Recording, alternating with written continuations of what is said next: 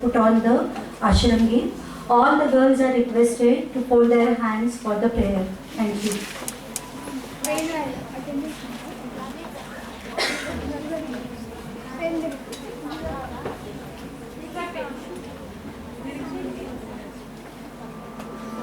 He vanya ashramadva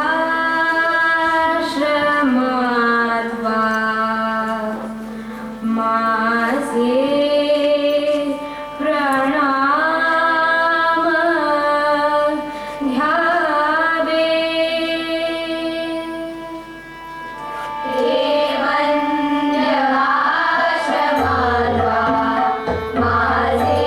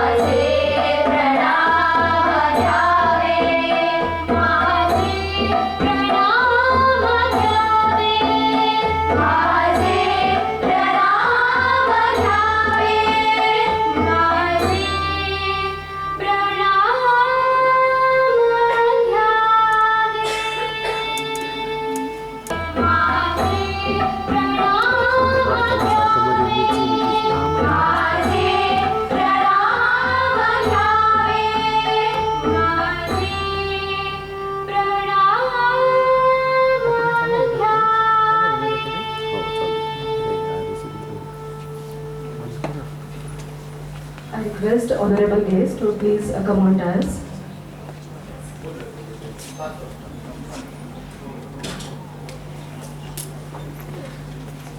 Welcome all our dignitaries with a big round of applause.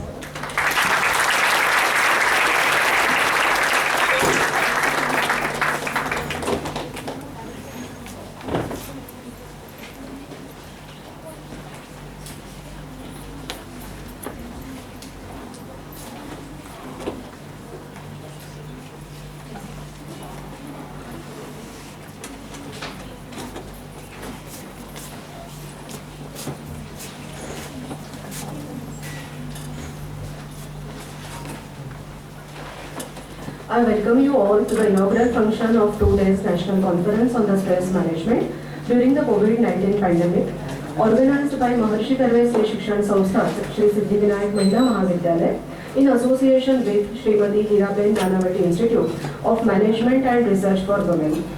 Today, it's honor to have on the dais Dr. Nitin Karmalkar Sir, Vice Chancellor, Savitribai Phule, Pune University.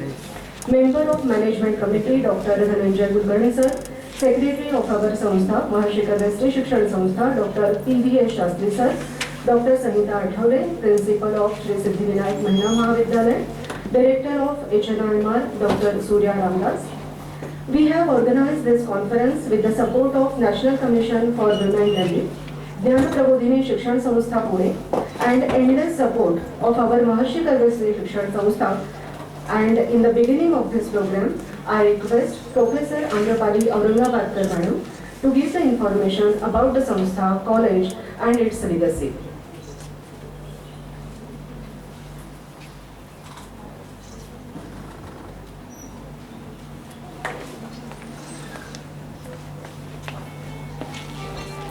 Thank you, Kirki Madam.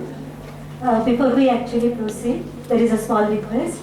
I am sure all of us have wonderful ringtones for our mobiles, but this is certainly not the time when we would like to hear your mobile ringing.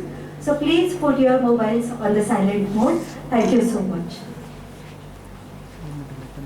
Dignitaries on the dais, distinguished guests, honorable office bearers of the Samstha, my colleagues and friends. I am reminded of a poem, short poem, written by Rabindranath Tagore, in which he imagines that the sun is setting and the setting sun looks very sad and stressed.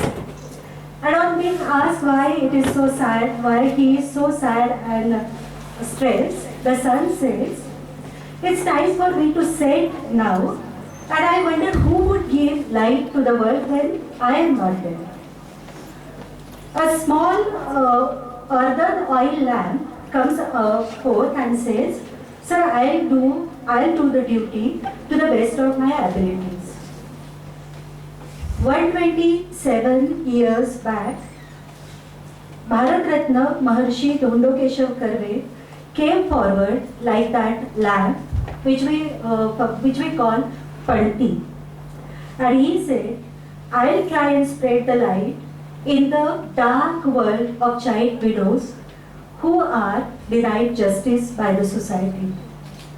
It would not be wrong to say that a lamp has now turned into the entire solar system, having 65 planets moving in its orbits, namely Cummins Engineering College, Architecture College, MBA College, Fashion Technology, and Siddhivinayak, my own college, contributing to the national development through empowerment of women by giving them education.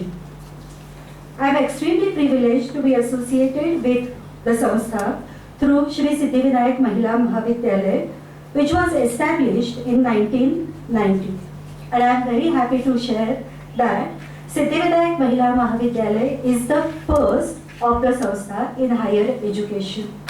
We are affiliated to, again very proud feeling for us, we are affiliated to Savitribai Phule, Pune University. It's a multi-faculty college having arts, commerce and science faculties. The PG started in, post-graduation studies started in 2005, BBA in 2008, science, pure science in 2012, and computer science by 2014. We also have post-graduation in mass communication, and we also have a research center of our own which started in 2021. We have also completed 3 cycles of NAT, securing A grade in the previous cycle, and now are preparing for the 4th one. Our conference partner, HNIMR, Hiraben Nanavati Institute of Management Research, was established in 1996 and it has completed its silver jubilee in 2021 last year. And they also have the research center. As you can imagine, due to time restraint, I have just given the brief introduction of the Samstha, but there is a lot more to know about the Samstha, the college and HNIMR as well. I would like to request all the guests who have gathered here, if they have time and they are interested, we have a beautiful museum, state-of-art museum, in which Maharishi Karve's work could be understood in the context of the worldwide scenario. So I would like to request all of you to spare time and visit the museum also. Thank you everybody. Thank you so much.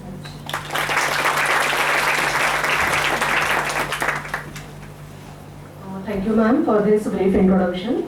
Now I would like to request Dr. Sonali Kalsure madam to introduce the dignitaries on the dais.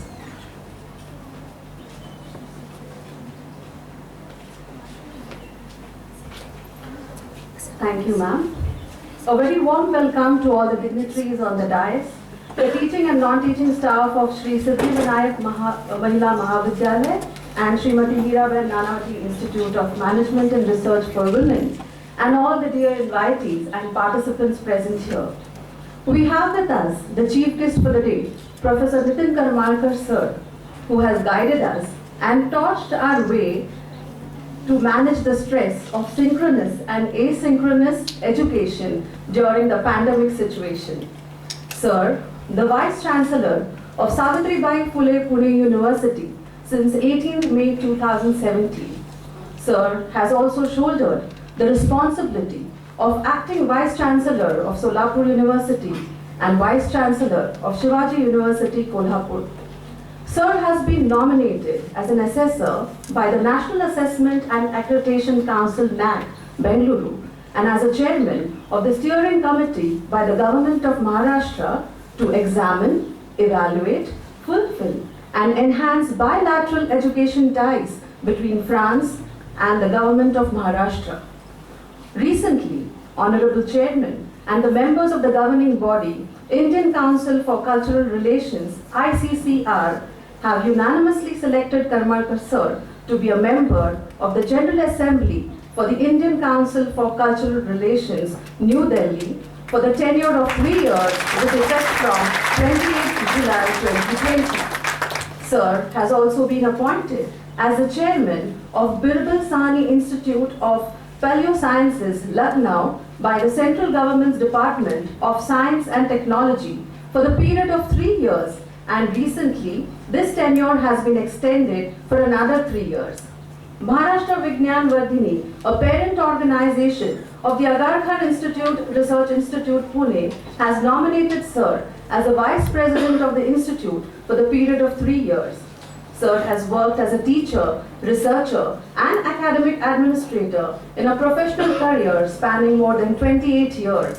Sir is a former head of the Department of Environmental Science and Department of Geology, in a well-known geoscientist in his field of specialization. He has made significant research contributions in the field of igneous petrology, geochemistry, environmental geology, and specializes in studying the high-altitude ophiolites from the Himalayas and the Deccan Traps. He is the recipient of the Professor C. Nagarna Gold Medal of the Mineralogical Society of India, Mysore, towards his contributions in the field of alkaline magmatism of the Kutch region, Gujarat.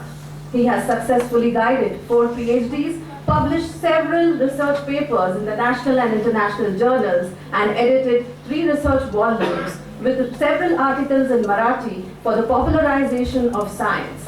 Over the years, Sir has strongly shouldered various administrative duties. We are witness to the number of changes and reforms in the Savitribai Phule Pune University made under the leadership and guidance of Karmalkar Sir, like the credit system, research infrastructure and skill development center, the postdoctoral fellowship program, and many more. Sir was instrumental in successfully establishing its own educational technology company, SPPU EduTech Foundation.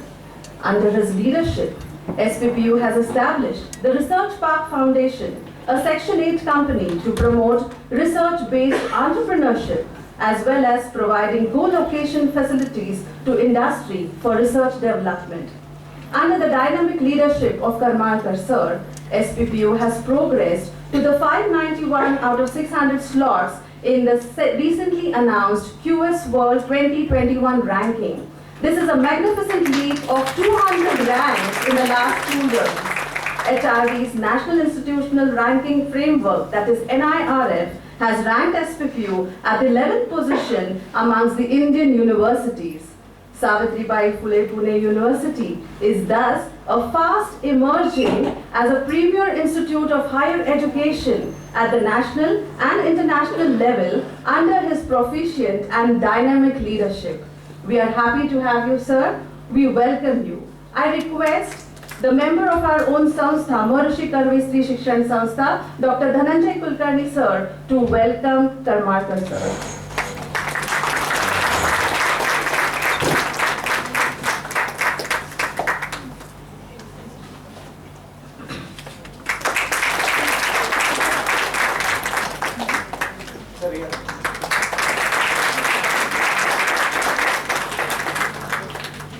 Thank you, sir. We have with us the member of our managing committee of our own Samstha, Maharishi Karve Stri Shikshan Samstha, Dr. Dhananjay Kulkarni, sir. Sir is an Ayurveda general physician practitioner with 23 years of rich experience. He is the LMC chairman of Bakul Tambat Nursing College. I welcome you, sir.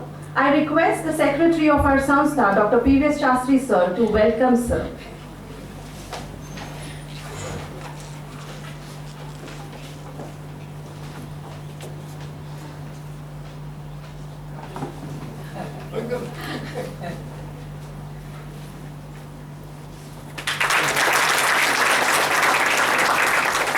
Thank you, sir.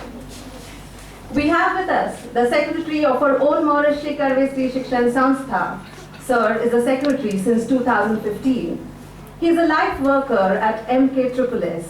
He has worked as the associate professor at Cummins College of Engineering for 22 years and has also served the college in the capacity of the head of the department, vice principal, and officiating principal. He has also served in the capacity of the Director, Development Cell at Maharishi Karve Stri Shikshan Samstha for 3 years. Sir has to his credit 20 international publications and 4 national publications and 1 patent to his record.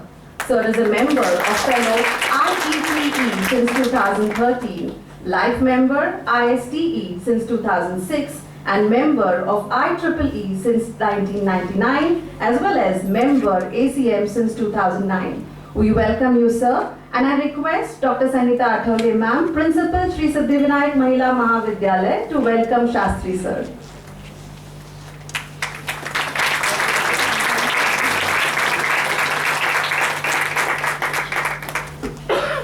We also have with us a special invitee, Dr. Prashant Sathe, sir.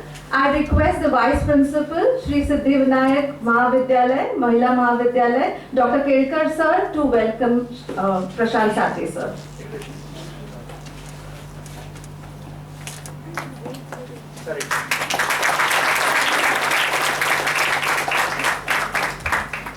Thank you all the dignitaries for the honors.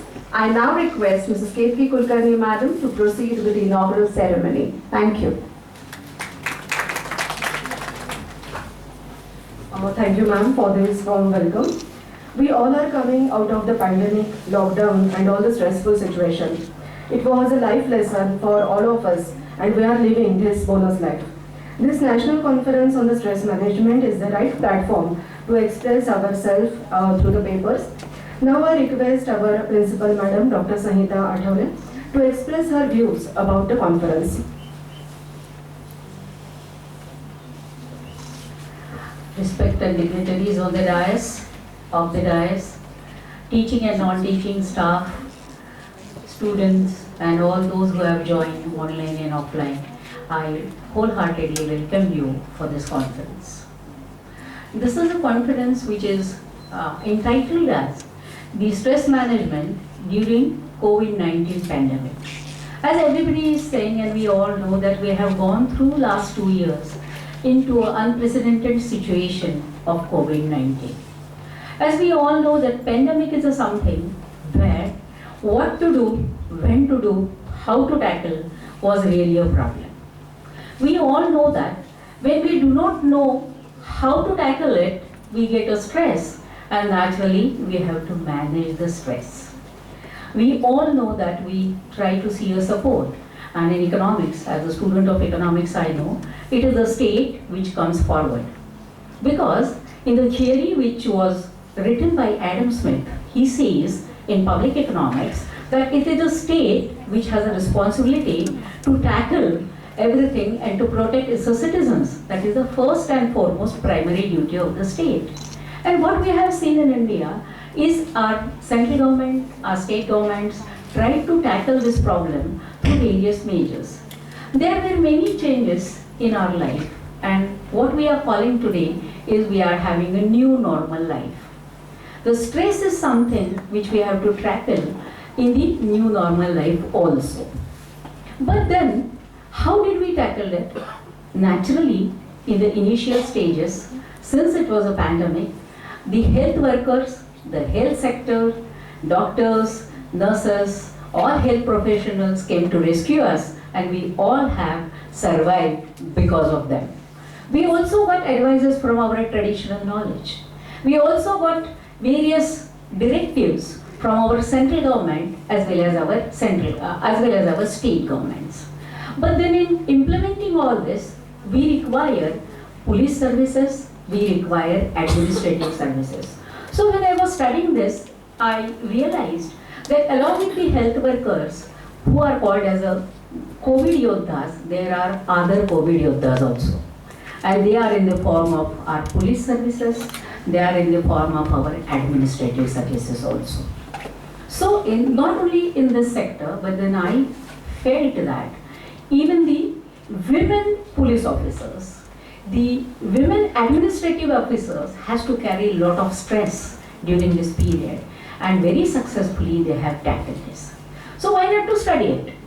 I thought of it, and then myself and with Dhyan Prabodhini, we prepared one proposal and we submitted it to National Commission for Women. And fortunately, National Commission for Women had generously given us a funding for this program, and therefore we could study 400 administrative and police officers from Pune region and Aurangabad region. This was a very difficult task for us also, because it was a COVID situation, how to contact them, how to travel, all these were the issues.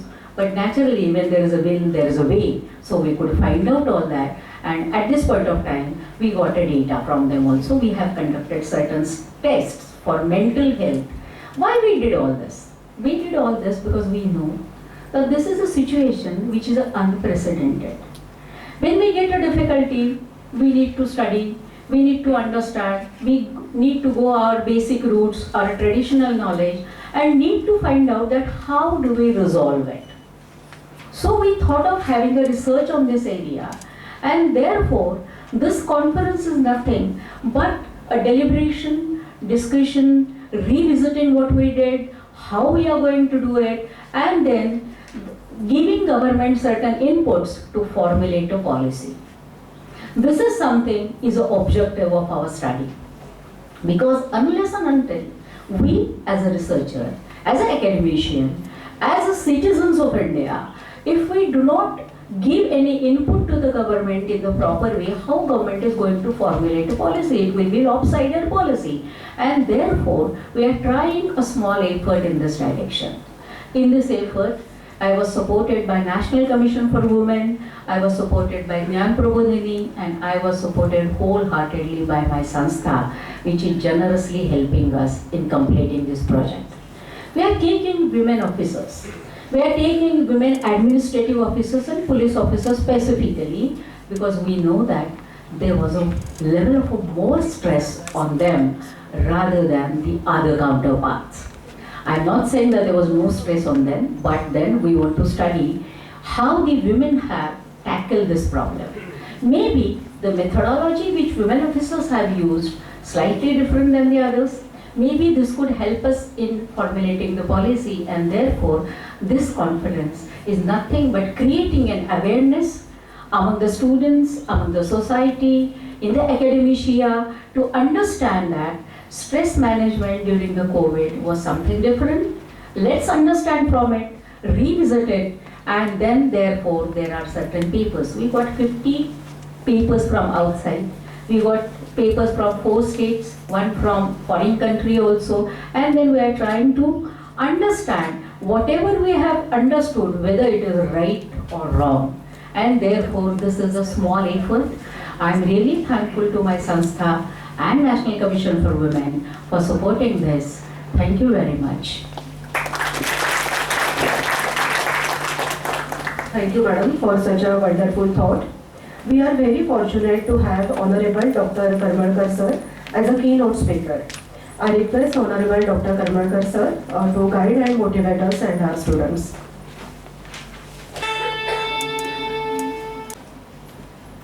Principal Attorney Madam, Shastri sir, Dhananjay Kulkarni sir, Ramdas ma'am, rest of the distinguished members and dear participants. It's indeed a proud privilege to be with you all this morning to speak on a very pertinent and very important topic that we all have passed through, stress management during COVID-19 pandemic. We all know that it came as a surprise, it came as a challenge. If you remember those days 2 years before time, sometime in the month of March, on 22nd to 23rd, suddenly the lockdown was declared. And in fact, the university was in the process of conducting examination. In fact, some papers had already begun. And then suddenly there was a lull. And everybody was puzzled, everybody was grappling. How do we continue with our education system, whether it is teaching or whether it is conducting examination. And then overnight we were asked to go in an online mode, in digital mode. Although one of the best universities in the state of Maharashtra, even at the national level, and we were also very ill prepared, sir. Both the student as well as teaching community had problems. Normally, a teacher is comfortable when the students are sitting in front of them and while delivering the lecture. So there is an eye contact, there is a one-to-one sort of interaction that happens. So you can understand whatever you are speaking, whether it is reaching to your student from their body language, which was otherwise going to be difficult because in online mode, most of the time, the videos are off. You do not know whether he is really attending, whether he is really listening, and whatever you are teaching, whether it has reached to him.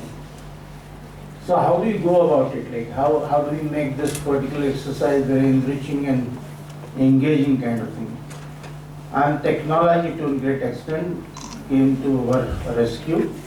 Things like the artificial intelligence and many more things by which small tests through which you could understand like whether he is listening to you and so on and so forth. So we started devising our own methods. It was a stressful time, but stressful and challenging time always provides new opportunities. And we must look at them, basically working in education system, we must look at them as opportunity rather than as a challenge. I remember like in my office, one of my student or other colleague from the Center for Simulation and Modeling, he came forward and he was showing some figures to me. He said, this is the model that has come from an American school. They have modeled basically the mortality that perhaps we will be facing during this particular pandemic. And the number was flabbergasting kind of thing. He was speaking in terms of say 6-7 crores of people from India would die. So I said, don't even utter about this outside, let's verify it first. And then I asked him if when you are a student and faculty of the Simulation and Modeling Center, whether it is possible to model our own data rather than depending on data that has come from outside. Someone else from America is modeling on the basis of what?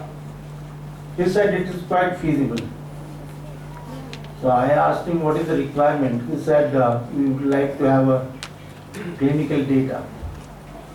So then I approached the commissioner. In fact, there are 3 commissioners, one divisional commissioner, one municipal commissioner, and one specially sort of a assigned person for COVID management. So 3 commissioners I had discussion with. And then later on, they said like the clinical data again, you need to sign an NDA, non-disclosure agreement, because it is very sensitive data. And you'll have to get it from basically from the civil hospital, that is Sassoon. So further discussion with the dean Sassoon. And then the data started pouring in. We had virtually in no time, in about a week's time, we started getting the data. The modeling began and all that. And then later on, some more partners we did the hand-holding with, some mathematical schools from Chennai. And this entire exercise was giving very interesting figures. So we approached ICMR. And then the whole model was adopted by ICMR. So whatever you were during that time on TV, you were looking at with respect to the curve, whether it is flattening, whether it is moving in which particular direction. So what is the progress of this particular disease along the length and breadth of this particular country? So the modeling later on started speaking, and we realized that the figure that was contemplated by American school had actually no value sort of yet. And then we started predicting how it's going to go and what different methods we need to be adopted. Most of the protocol, generally the containment zones and giving different colors, micro containment, some specific areas wherein basically there's a complete sort of lockdown, all sorts of protocols, those got decided on the basis of this particular model system. And that was all been done by obviously the faculty from the SPPU, Savitribai Phule Pune University. Then we thought like, we realized that what is the impact of this particular disease. Generally it more or less attacks your respiratory system as such. And then it's more kind of a pneumonia kind of thing, so thrombosis kind of thing. Basically, the patient generally finds it difficult to respirate. So we took a survey that how many ventilators are available. And we found out that our public healthcare system is so vulnerable. All over India, basically, during that particular time, the number of ventilators that we counted were not more than 1 lakh. And then when there's a complete lockdown, there's nothing going out and nothing coming in from outside. So how do we deal with this particular situation? So creation of ventilators, that was another thing sort of. So we approached, I made an announcement to the student, and one individual student from technology department came forward. They said, I can create a ventilator. And it was complete lockdown. But he started telling me, I need this, I need to move out and all that. So if you remember, Dr. Venkatesan was the police commissioner at that time, so I telephoned him. He said, yeah, I will give you permission, provided every time you travel along with him. So I started moving around. We got many parts that were required for the construction of that ventilator. Later on I realized that it is not a job just an engineer. It is a more multidisciplinary character. You need to have a doctor because you are eventually going to make use of it on a patient. And then how much amount of volume of air must go in, what should be the pressure. So you have to have clinical trials and tests. So I was sitting in Sassoon every day, almost 7-8 hours every day. And we were actually conducting some clinical trials as such. Then someone told us, like, in the meantime, how about conducting a serological survey? All these terms were new to me. I am a geology person. Always I dealt with more with rocks rather than with living life. It is all dead material, the rocks. So these terms were new to me. I asked him, what is the serological survey? He said, like, we can understand from blood samples. We have to collect blood samples of various different people from different areas, and so that we will be able to understand how, in what manner, in what way this particular disease is progressing along the length and breadth of this district, or rather Pune city as such. So the serological survey was conducted. But prior that, I asked what would be the cost for conducting such a survey. They said about 1 crore rupees. Where from we should get this 1 crore rupees? So I approached Persistent Systems for their CSR activity, and they immediately came forward. They said that this is something very interesting that you are doing, so we will pay you for that. And I am so proud that the entire survey was conducted by students. And when there was a complete lockdown, students, they were on field conducting these surveys, collecting the blood samples.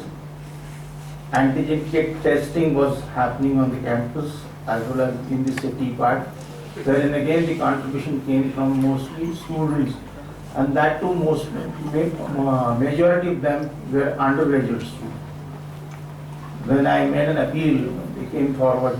I said, first of all, speak to your parents whether they are going to allow you to move out. The parents came also and they supported. And then the serological survey was conducted, the antigen kit testing started happening.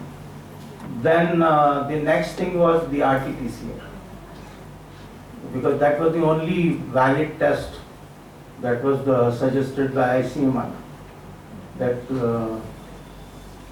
And then on the campus, when I asked my teachers how many RT-PCRs do we have on the campus, because I remember that during this course of my vice chancellorship, during the purchase meeting, I had seen a couple of RT-PCRs were purchased on the campus. So I asked them, how about making use of it for doing the testing? They said, no, it requires a different kind of a lab. The basic safety level has to be 2 or 3, something of that kind. But during that time, ICER, a close by institute, was conducting this particular survey. So I said, like, since we have RT-PCR, we can move our machines to ICER along with the teachers, and then perhaps the number can be increased. Like, so initially when ICER was conducting, say, 100 tests a day, with the addition of 3 machines, we could increase the number to 1,000. And that is how basically, so what I am trying to impress upon you, that situation as it arose taught many things to us. From that particular experience, we learned many lessons as such. And every time something new, some very innovative thing would come out of it.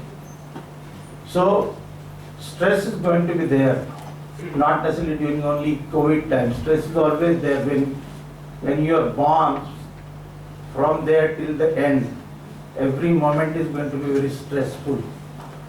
And from that point of view, basically, how do you manage this particular stress? If there is plenty of stress, in response to the stress, the next thing is strain. You get strain. Is it like you'll have migraine, you have backache, you have many elements sort of. So how do you manage this particular stresses? We the Indians, and especially the ancient sort of a tradition of the Indian traditional system as such, have 2 important things. One is yoga, and second obviously is the Ayurveda. You must have seen during this particular time, Ayush worked relentlessly, and produce so many sort of materials to improve your immunity as such. All different kind of kadas and all that. And don't just ignore them. Some of them I physically have seen, and in fact we did clinical tests, clinical trials of those kadas also. Because the Ayush system basically that we have on the campus at the health science department, through which in fact we could do some kind of clinical trials at different places in hospitals. When the other medication was happening, the allopathy, a supportive kind of a dose of our Ayurveda was also given as a supplementary thing was provided. And we could see the effect of it. Like, through clinical trials we could prove it that these kadas or many Ayurveda medication basically was turning out to be very effective. So Ayurveda is one thing, second basically obviously the yoga. And yoga is what? Yoga is basically body and mind oneness in body and mind. Whatever, when you are doing it, so you have to have a complete involvement into it. So keeping yourself very calm. Yoga is just not making postures. It is an internal transformation that happens. And if you actually understand the science behind yoga, perhaps you would do it more effectively. And these are the things basically that to a great extent came handy in many of these situations, as whether doctors or whether basically so many old yoddhas, those who were on the street fighting this particular pandemic. So all of them to a great extent were provided with these kind of basically support systems like yoga and Ayurveda and many more things as such. And therefore it is very important, because this is once in a lifetime basically. Incidentally, in 100 years probably such kind of a situation arises. Whether you consider yourself fortunate or unfortunate, but we have gone through this particular thing as such. And then we have learned many lessons out of it. And those lessons, those things needs to be actually discussed, deliberated, and as rightly been pointed out by your principal, that while drafting a policy, this primary data is of utmost importance, because most of policies get drafted on the basis of secondary data. So here you have a primary data collected from nook and corners of this particular country, and which to an extent will help in creating a policy, health policy, which will come or which would be of immense use, especially in a situation of this kind, if it gets repeated, if not now, but sometime in the future as such. And that is what actually an education institute can contribute.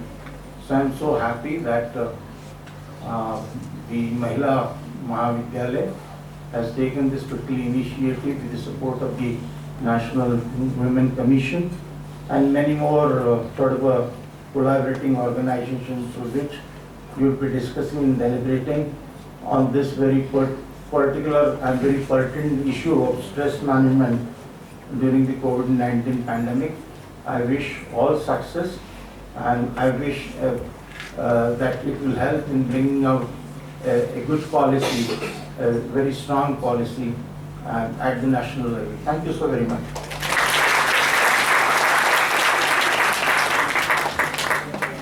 Problems with online teaching and the use of artificial intelligence to overcome it, and the great work during the pandemic. It really inspires us, sir. Thank you, sir, for your golden words. It's honor to hear from you. It will really benefit us all. And now I would like to request Dr. Dhananjay Kulkarni, sir, to say a few words.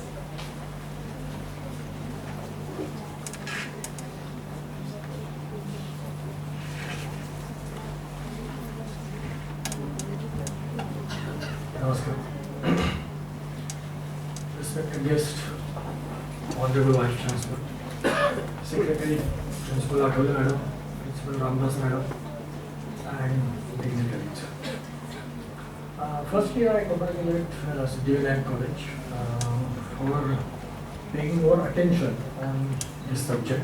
And not only paying attention, but they conducted survey, studied it, and now they are conducting seminar for 2 days. So firstly, I congratulate. Yesterday night, around 10:30, it was called to me and told that I should talk to you on this topic from medical point of view. In the introduction, it was told that I am an Ayurvedic physician, so it is better to talk on this subject from Ayurvedic point of view, and already sir has told to you that how not only Ayurveda but Ayush sector helped in this pandemic. There is no need to define stress. I think many of the speakers will throw much more light on this aspect. Generally, we can say that the feeling or condition which is developed when you are doing forcefully something. Forcefully something means it is beyond your capacity and you are trying to complete that particular work. Feeling during that period or that particular condition, we can say as a stress. If you see the all subjects or topics which we are going to discuss in these 2 days, this entire seminar is concentrated on the stress related to mental health. But it is not a complete truth. When we use the word stress, it may be on physical level as well as it is on mental level. And many times we misinterpret or underutilize the word stress, physical stress, which we usually forget. For example, if I have a capacity to carry 25 kg of weight and if I am carrying 50 kg or 100 kg of weight for a longer period, definitely it is going to create stress, develop stress on my sharira, on my dhatu, and definitely it is going to lead many of the diseases. Okay, for example, that will lead to dhatu kshay, that will lead to Kshaya Roga, which is compared with tuberculosis. We know that we are Mycobacterium tuberculosis, which is a bacteria responsible for tuberculosis. But we are not paying much attention that this particular physical stress, not only it is a carrying weight, but nowadays running, walking, swimming, which means there are 2 categories of people in the society. Category number 1, they don't do anything, means exercise, and second category, they do much more exercise, which is which is the positive factor of such type of thing. So what I want to say that physical stress is also equally important, and that also should be highlighted in such type of seminar. I think in this seminar we are not highlighting it, if I am not wrong. Now let's come to the main topic, that is mental stress. I will say when I will get mental stress. Again the same thing, I have a capacity to handle say 2-3 projects at a time, and if I take 5 or 10 projects at a time, definitely the work pressure will develop a stress. Why I took 5 or 10 projects when I know I have a capacity to handle 2 or 3 projects. Okay, and the reason behind it is called as Prajna Parad. Prajna Parad means Prajna Aparad. Prajna means your intellect. Intellect means your capacity to take decision. Your Prajna, your intellect is taking wrong decision, that though I have a capacity to handle 2 or 3 projects, I am taking more projects, and this wrongdoing of your intellect is the basic cause of developing stress on mental level. So what we this is one part. Secondly, we are discussing, or many times it is discussed as a disease. But if you see, it is not a disease. What I told you, that it is affecting on physical level, it is affecting on mental level, and it is leading to few diseases.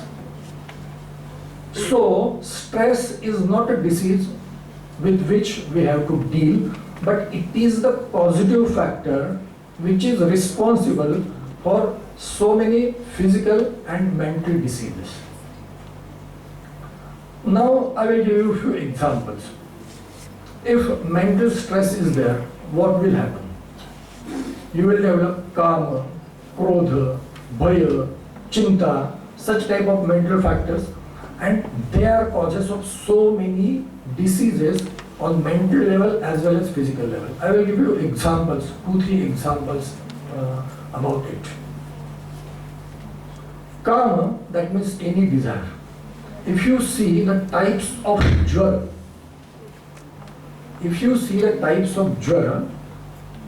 there is one type of jwara which is called as kamaja jwara. What does it mean? I have a desire to do something, I don't get it, and as my desire is not fulfilled, jwara is developed, that is called as kamaja jwara.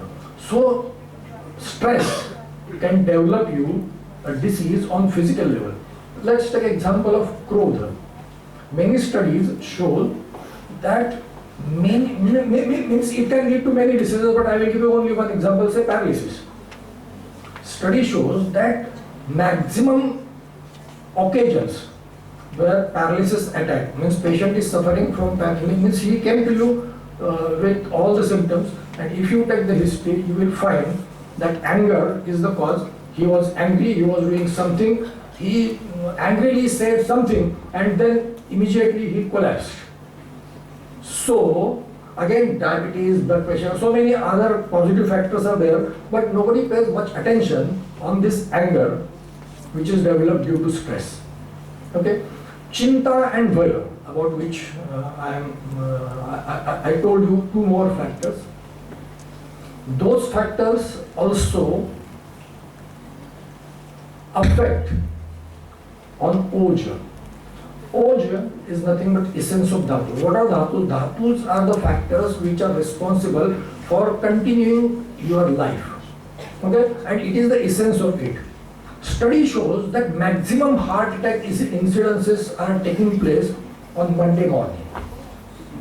Maximum heart attack events are taking place on Monday morning, and that study is saying why it is happening. The stress of coming week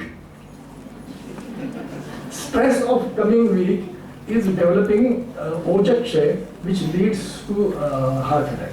So what I want to say, I don't want to go on the treatment part, this should be done, this should be done, this should be done. On mental level, what should be done? Only one thing I will tell you. As I told, that prajnaparad, means wrong decision taken by your intellect, is the basic cause of developing stress. So, to correct it, means forget about Abhyanga, Shirodhara, which I think you are more aware than me. But only thing which I want to stress is Dhirahyatmadi Vijnanam Manodoshosham. Means if wrong decision taken by your intellect is the positive factor, then to concentrate on your Dhairya and Atmadi Vijnana. Again, Dhi means your capacity to take a correct decision. To correct that, that is the basic thing which you should do. Instead of doing all many of, you should take this step, you should take this step, Kara Vagela, so many things. But that is all treatment part, it's secondary. What is important, you have to concentrate on this. Dhruti. What is Dhruti? You have taken good decision, but you cannot hold it. I have taken, from today I am going to wake up at 5 o'clock in the morning. I forget immediately, and I don't concentrate, I don't remember also at 5 o'clock that I have to wake up. So you have to develop this sense. Thirdly, Atmadi Vijnana. Atmadi Vijnana means who I am. What is my life goal? If you always concentrate on these factors, definitely you will not land in Prajnaparat. And if you don't land in Prajnaparat, definitely you will not develop stress.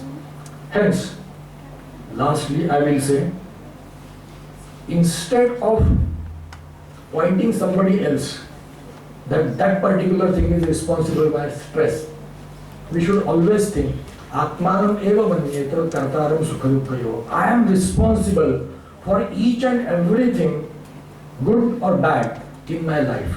Okay? So, with this word, I thank you all. Thank you. Thank you, sir, for interpreting the stress in so detail. We come to know various aspects of the stress.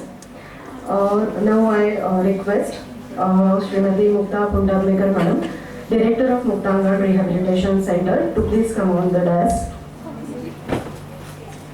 I request Dr. Karmalkar sir to felicitate Pundablekar Madam. Yes, she is the speaker for the next session.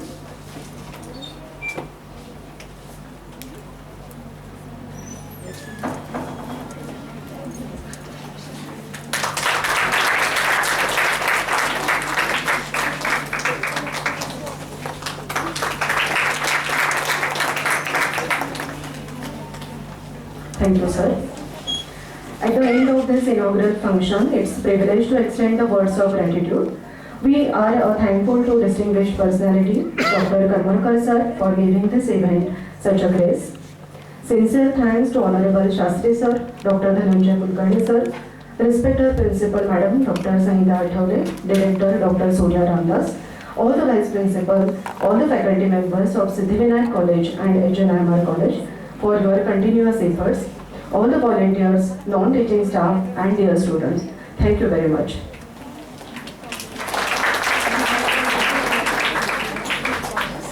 We will start our next session in 5 to 10 minutes.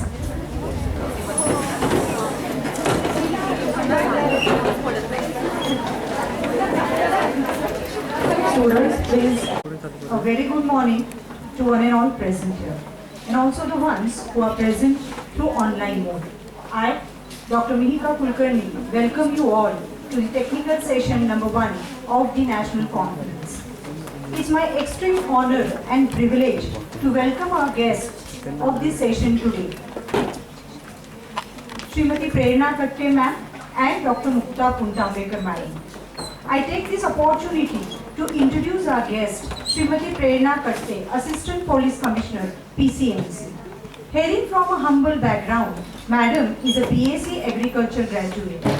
With a sheer dedication and hard work, Madam had worked to become a police officer. Her very first posting was at Koregaon, Satara district.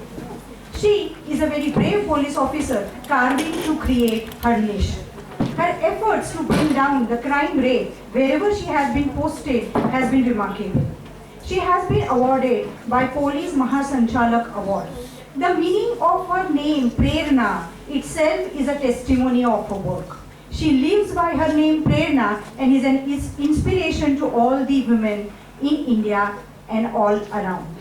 We are proud to have you on the campus, ma'am.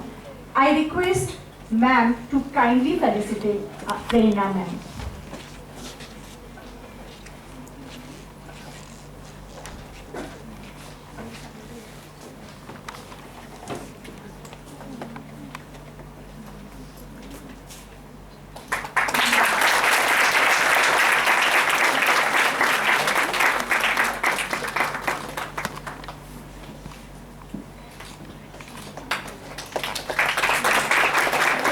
Thank you for doing the honors, madam. It's my immense pleasure to introduce our guest, Dr. Mukta Pundablekar.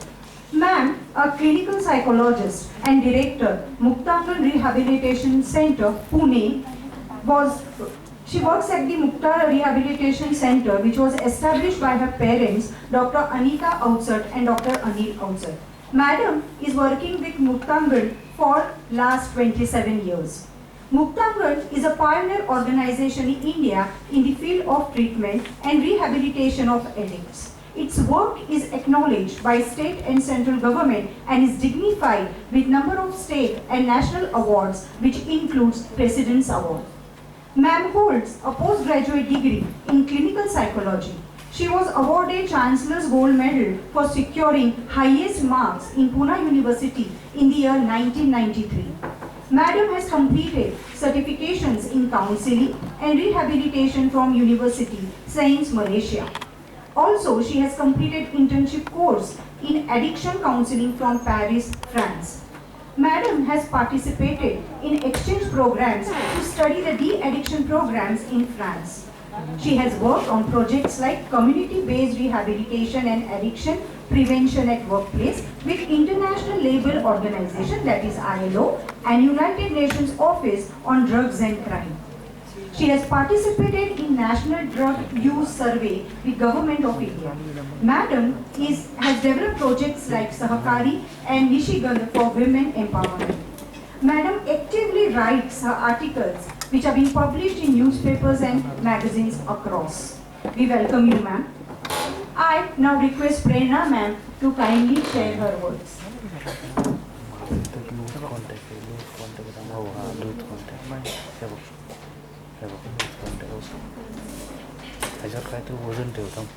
Good morning, all of you. या ठिकाणी येण्याचं निमंत्रण मला जवळपास 3 आठवड्यांपूर्वी मिळालं होतं आणि तेव्हापासून माझ्याशी खूप जण फोनच्या माध्यमातून संपर्कात होते. म्हणजे खूपच जण फोन करायचे, तुम्ही येणार आहेत, हो इकडे येणार आहे असं.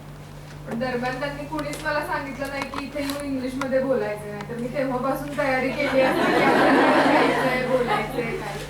आता मी मराठीत बोलेन. सगळ्यांना मराठी कळतंय ना?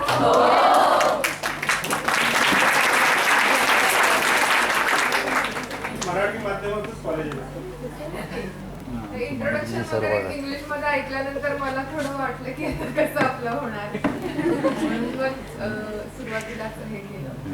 आणि का कसं झालं की आजही येणं शक्य होणार नव्हतं अचानक. काल आम्हाला रात्री IPLचा मॅचचा बंदोबस्त होता आणि सकाळी आमची 11 वाजता क्राईम मीटिंग होती नेमकी. मी योगायोगाने आमचे CP सर तिथे आले होते आणि त्यांना विचारायला गेले की सर मला उद्या असं 11:30 ते 12:15 कॉन्फरन्ससाठी जायचंय, तर आपली क्राईम मीटिंग आहे तर मला थोडी परवानगी द्याल. सर म्हणाले आपण क्राईम मीटिंगच 2 वाजता ठेवूया. म्हणून मग ते माझ्यासाठी थोडं म्हणजे टायमिंग पण पुढं केल्यामुळं मला आज या ठिकाणी येऊन तुमच्याशी छान संवाद साधता येईल. मला जो विषय दिलेला आहे त्यामध्ये stress management during Covid pandemic असा विषय सांगितला होता. आपण सर्वच जण गेल्या 2 वर्षापासून कोविडच्या सावटाखाली किंवा भीतीच्या छायेखाली आपण सगळेजण राहत आहोत. कोविडची पहिली लाट आली त्यावेळी मी कोल्हापूर शहर DYSP म्हणून काम पाहत होते.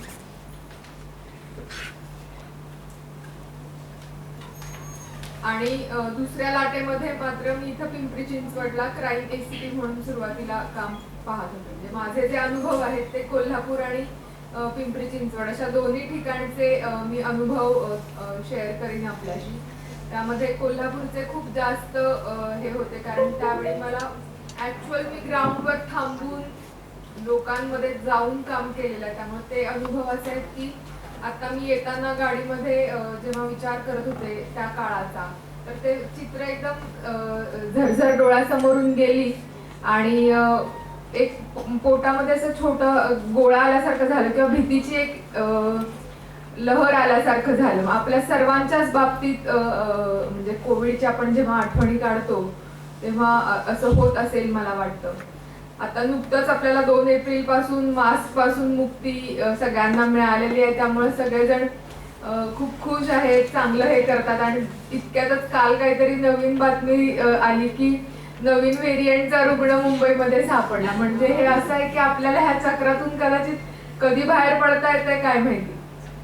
तर ज्यावेळी आपल्याला सर्वांना माहिती आहे की 21 मार्चला आपल्याकडे 2020 साली जनता कर्फ्यू हे करण्यात आला होता, त्यावेळेस आपण सर्वजण त्यावेळी मला वाटतं की ते सुरुवात होती की संध्याकाळच्या वेळी टाळ्या थाळ्या वाजून ते जे फ्रंटलाईन वर्कर्स आहेत, सफाई कर्मचारी, डॉक्टर्स, पोलीस किंवा जे कोविडमध्ये जे बाहेर काम करणारे सर्वच जण आहेत, अशा सर्वांच्या प्रति कृतज्ञता व्यक्त करण्याचा त्या दिवशी संध्याकाळी ते आपल्या माननीय पंतप्रधानांनी सांगितलं होतं आणि त्यावेळी तो पहिलाच दिवस होता कर्फ्यूचा आणि नाही मला वाटतं कर्फ्यू नंतर काही दिवसांनी ते सांगितलं होतं. जनता कर्फ्यू 1 दिवसासाठी पाळायचा होता. त्यावेळी लोक खूप उत्साहात होते. सगळ्यांनी आवाहन केलं होतं. आम्ही सुद्धा पोलीस म्हणून खूप बंदोबस्त लावला होता की कुणी बाहेर आलं नाही पाहिजे. पण सुरुवात अशी झाली होती की पहिलाच दिवस होता कर्फ्यूचा आणि लोक कर्फ्यू कसा आहे बघायला बाहेर पडले. म्हणजे आपल्याकडे कुठल्याही गोष्टीचं कुतूहल असेल, कशाचं कौतुक असेल आपण सांगू शकत नाही. म्हणजे आम्हाला ती गर्दी हटवण्यासाठी जास्त मेहनत करावी लागली आणि तो पहिला दिवस आपला चांगल्या पद्धतीने पार पडला. त्याच्यासाठी आम्ही आपले जे FM वरती जे जॉकी असतात, रेडिओ जॉकी, त्यांच्याकडून खास ऑडिओ क्लिप्स बनवून घेतल्या होत्या. आम्ही वेगवेगळ्या चौकांमध्ये भोंगे लावले होते कोल्हापुरात आणि लोकांना आम्ही आवाहन करत होतो की जनता कर्फ्यू आहे आणि तुम्हाला सकाळी 7 ते संध्याकाळी 6 पर्यंत घराच्या बाहेर पडायचं नाहीये आणि कुणी येऊ नका, पोलीस कारवाई करतील वगैरे असं. आणि तो जनता कर्फ्यू संपतोय तोपर्यंत असं आलं की आता इथून पुढे असणारच आहे हा सलग म्हणून. त्यावेळी मात्र असं झालं की म्हणजे आम्ही पोलिसांना पण ह्यातलं काही माहिती नव्हतं की कोरोना काय आहे किंवा काय. पण कर्फ्यू म्हटलं की आमच्यातले काही पोलीस खूप खुश झाले, अरे वा कर्फ्यू. कारण ते पूर्वी ऐकलेलं असायचं की जेव्हा किंवा दंगल होते किंवा काही कायदा सुव्यवस्थेचा प्रश्न निर्माण होतो त्यावेळी कर्फ्यू लावतात, म्हणजे संचारबंदी लावतात, कुणी घराच्या बाहेर पडायचं नाही. पडलं की पोलीस त्यांना मस्त प्रसाद देतात. त्यामुळे बऱ्याच पोलिसांना काही ती हौस किंवा ती इच्छा मनात राहिली असेल किंवा काय माहिती नाही, पण त्यांना कर्फ्यू म्हटलं की मग ते जे बंदोबस्ताचेच पोलीस होते, मीही खात्यात नवीनच होते, म्हणजे एवढे काही अनुभव नव्हते, कर्फ्यू कधी अनुभवलेलाच नव्हता. त्यावेळी मात्र मग ते म्हटलं आता कर्फ्यू असणार म्हणजे सगळे पावर्स आपल्याला येणार आणि मग कोण दिसलं की आपण मस्त त्यांना प्रसाद द्यायचा. आणि योगायोगाने झालंही तसंच. काय म्हणजे सुरुवातीचे 2-4 दिवस असं झालं की जे लोक बाहेर पडायचे त्यांना भरपूर पोलीस प्रसाद देतानाचे व्हिडिओ मीडियावरती, वेगवेगळ्या सोशल मीडियावरती व्हायरल झाले आणि मग आमच्या वरिष्ठ पातळीवरून एकदम कडक आदेश आले की नागरिकांना कुणीही मारायचं नाहीये आणि सांगायचं फक्त. पण लोक असे होते की त्यांना तीच भाषा कळत होती त्या काळामध्ये. म्हणजे आपल्याकडे सगळी दुकानं बंद होती, सगळ्यांनी घरात बसायचं आहे, बाहेर पडायचं नाहीये सांगितलं असताना सुद्धा लोक मुद्दाम काहीतरी कारण काढून बाहेर येणार. त्याच्यामध्ये जे सूट दिलेल्या ज्या गोष्टी होत्या त्याच्यासाठी खास बाहेर येणार. म्हणजे आता जर आपण भाजी मंडळात जाऊन बघितल्या तर तिथं कुणी नसतं, पण ज्यावेळी कोविडमध्ये भाजी मंडळा होत्या तेव्हा इतक्या गच्च भरून असायच्या आणि लोक रोज भाजी घ्यायला यायचे आणि भाजी घ्यायला म्हणजे त्यानिमित्ताने त्यांना घराच्या बाहेर पडायला मिळायचं आणि त्यासाठी ते रोज बाहेर येऊन गर्दी करायचे.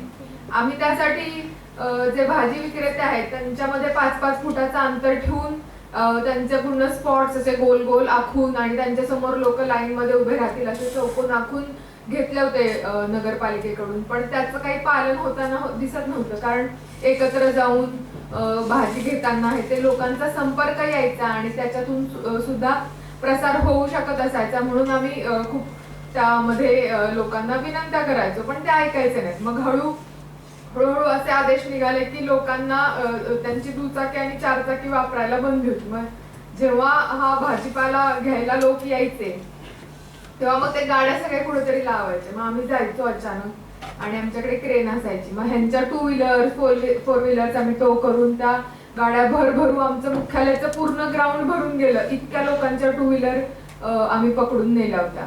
त्यातलं म्हणजे हद्द तर अशी की नंतर थोडं कमी झाल्यानंतर आम्ही लोकांना त्या परत दिल्या.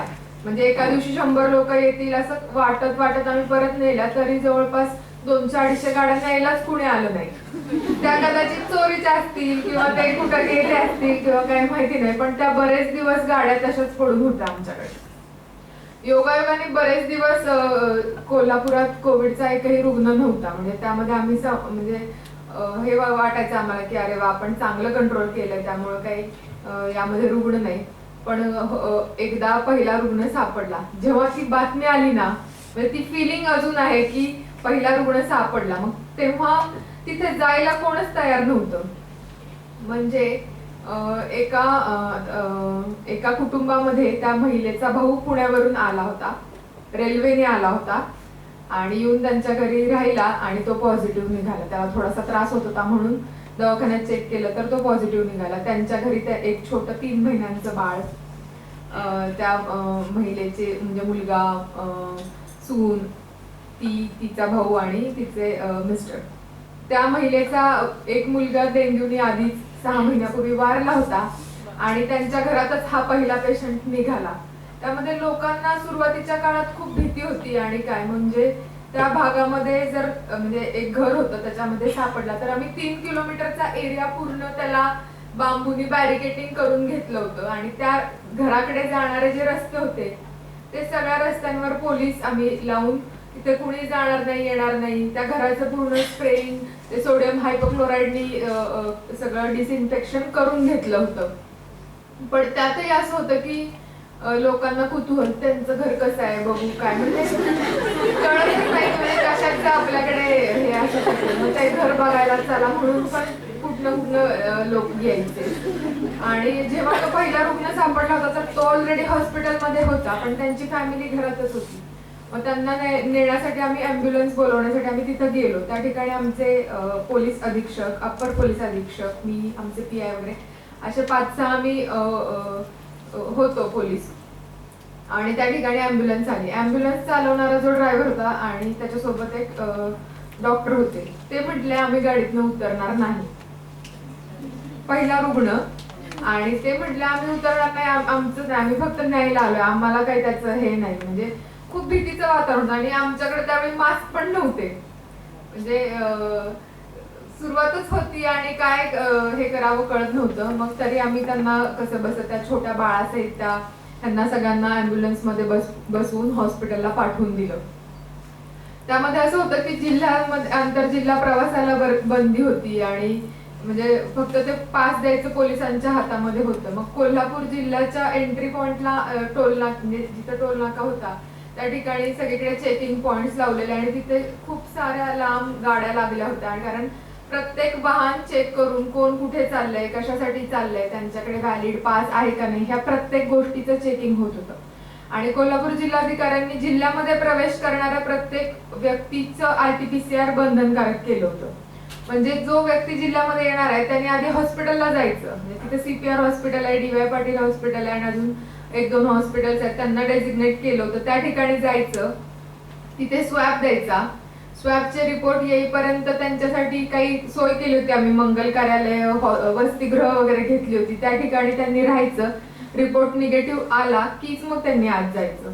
ह्या काळात पोलिसांवर प्रचंड ताण होता. म्हणजे जे येणारे लोक आहेत ते काही ऐकण्याच्या मनस्थितीत नसायचे. म्हणजे आम्हाला काय झालंय, आम्हाला काय इथं ठेवलंय, इथे आम्हाला सोयी सुविधा नाहीयेत. तिथे काही लोकांच्या काही वस्तू चोरीला गेल्या, काही मुलींच्या बाबतीत छेडछाड झाली.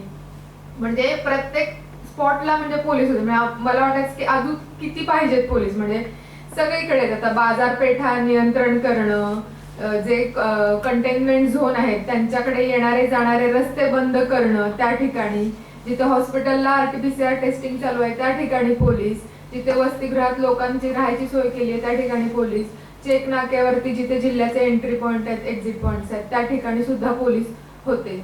आणि हे करत असताना ते म्हणजे असं होतं की 8-8 तासांच्या आम्ही 3 शिफ्ट लावल्या होत्या. आणि पोलीस ज्यावेळी घराच्या बाहेर पडायचे तेव्हा त्यांच्या घरातल्यांना माहिती नसायची की हे परत कसे येतील, म्हणजे स्वतः इन्फेक्शन घेऊन येतील किंवा काय. आणि म्हणजे आमच्याकडे असे व्हिडिओज आहेत की लोकांना, म्हणजे आमच्या पोलीस लोकांना ते ड्युटीवरून आल्यानंतर घराच्या बाहेर त्यांच्या घरातले आत घ्यायचे नाहीत, बाहेरच उभे करायचे. त्यांच्यासाठी पाणी, साबण आणि सॅनिटायझर सगळं देऊन त्यांनी बाहेरच युनिफॉर्म तो काढायचा, आपला युनिफॉर्म धुवायचा, बाहेरच आंघोळ करायची आणि मगच आत यायचं. असं रोज चालायचं. म्हणजे आपण 1 दिवस, 2 दिवस, 4 दिवस करू, पण ह्या दरम्यानच्या काळात हे अशा प्रकारच्या गोष्टी रोज व्हायच्या. आणि पोलिसांच्या घरातही लहान बाळं होती, त्यांचे वृद्ध आई वडील होते आणि घरं मात्र आमची इतकी छोटी की एक हॉल आणि एक किचन, म्हणजे 1 रूम किचन किंवा फार तर 1 BHK अशा घरांमध्ये आमच्या लोकांनी राहून हा चांगल्या पद्धतीने बंदोबस्त केला.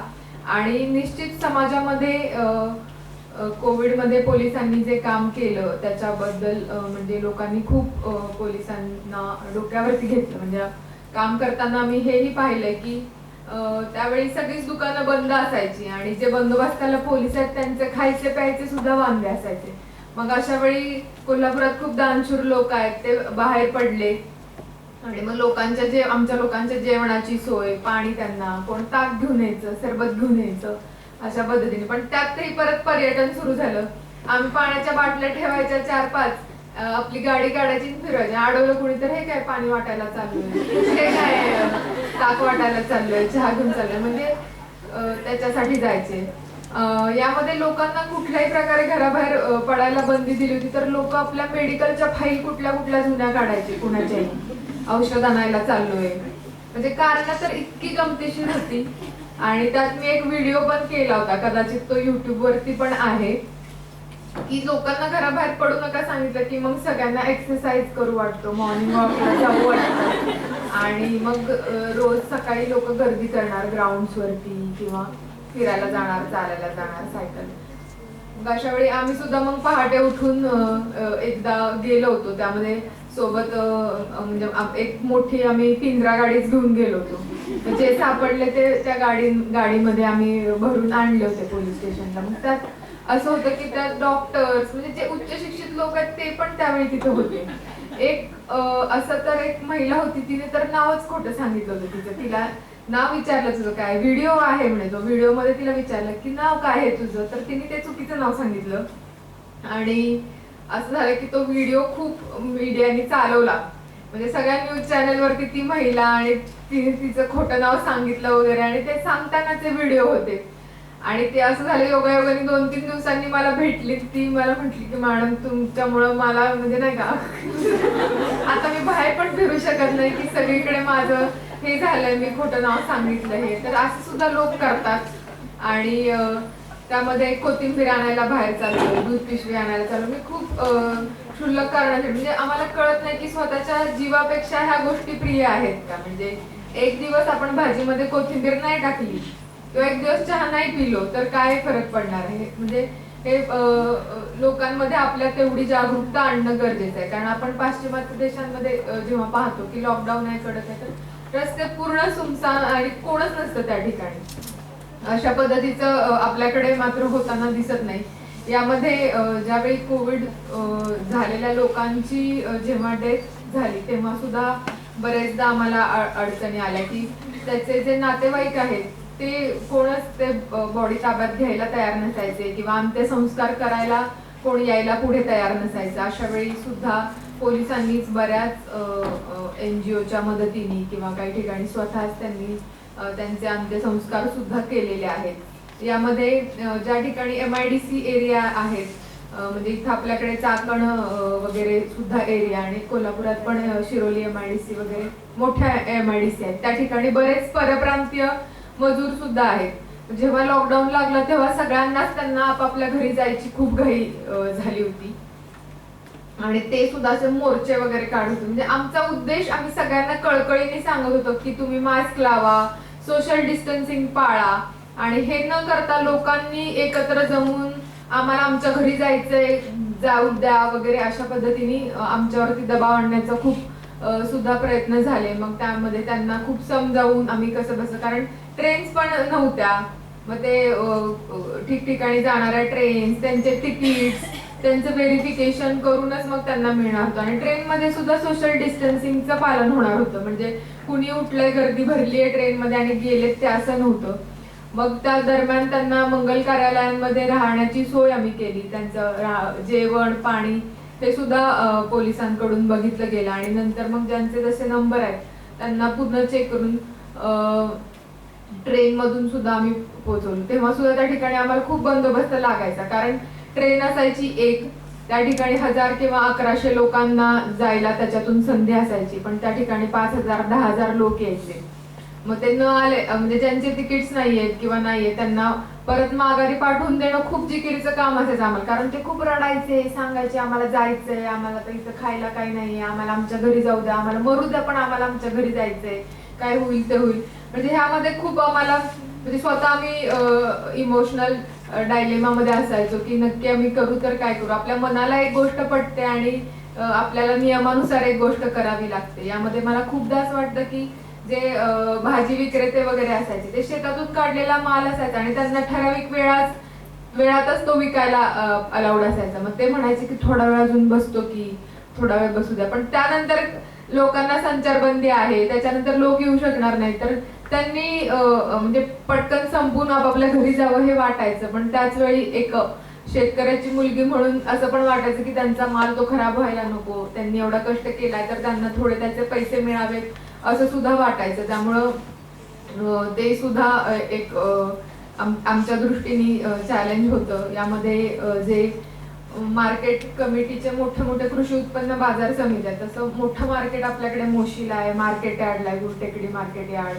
किंवा कोल्हापुरात सुद्धा खूप मोठं मार्केट आहे. त्या ठिकाणी सगळा कोकणातला तेव्हा नेमका उन्हाळा होता, आंब्यांचा सीझन होता, आंबे, आणि लोकांना खूप आंबे फळं खायची इच्छा. मग ते मार्केट यार्डला लोक यायला मिळावं, तर आम्ही काय केलं होतं की तिथे सुद्धा जेव्हा बंदोबस्त लावला होता तेव्हा जे व्यापारी आहेत त्यांनाच त्या ठिकाणी यायला अलाउड होतं. तर खूप लोकांनी स्वतःचा भाजीपाल्याचा व्यवसाय त्या निमित्ताने सुरू केला.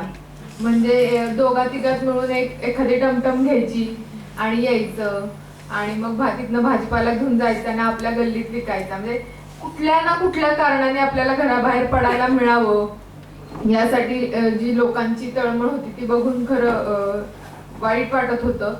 पण त्याचबरोबर हे पण होतं की बरेच जणांचा व्यवसाय बंद होता आणि त्यांना खायला प्यायला काही नव्हतं, त्यामुळे सुद्धा ते एक उत्पन्नाचं साधन म्हणून ह्या व्यवसायाकडे बघत होते. म्हणजे जे चालू आहेत धंदे ते करायला त्यांना हे मिळत होतं. बरेच लेबर्स होते, त्यांना बऱ्याच स्वयंसेवी संस्थांनी धान्य वाटप किंवा जीवनावश्यक वस्तूंचं वाटप केलं. पण त्यामध्ये सुद्धा लोकांचं जे आपण वृत्ती बघतो की एकत्र सगळ्यांनी यायचं, सगळं मलाच मिळावं, दुसऱ्याला मिळू नये, अशा सुद्धा प्रवृत्तीचे बरेच लोक आपल्याला म्हणजे बघायला मिळाले.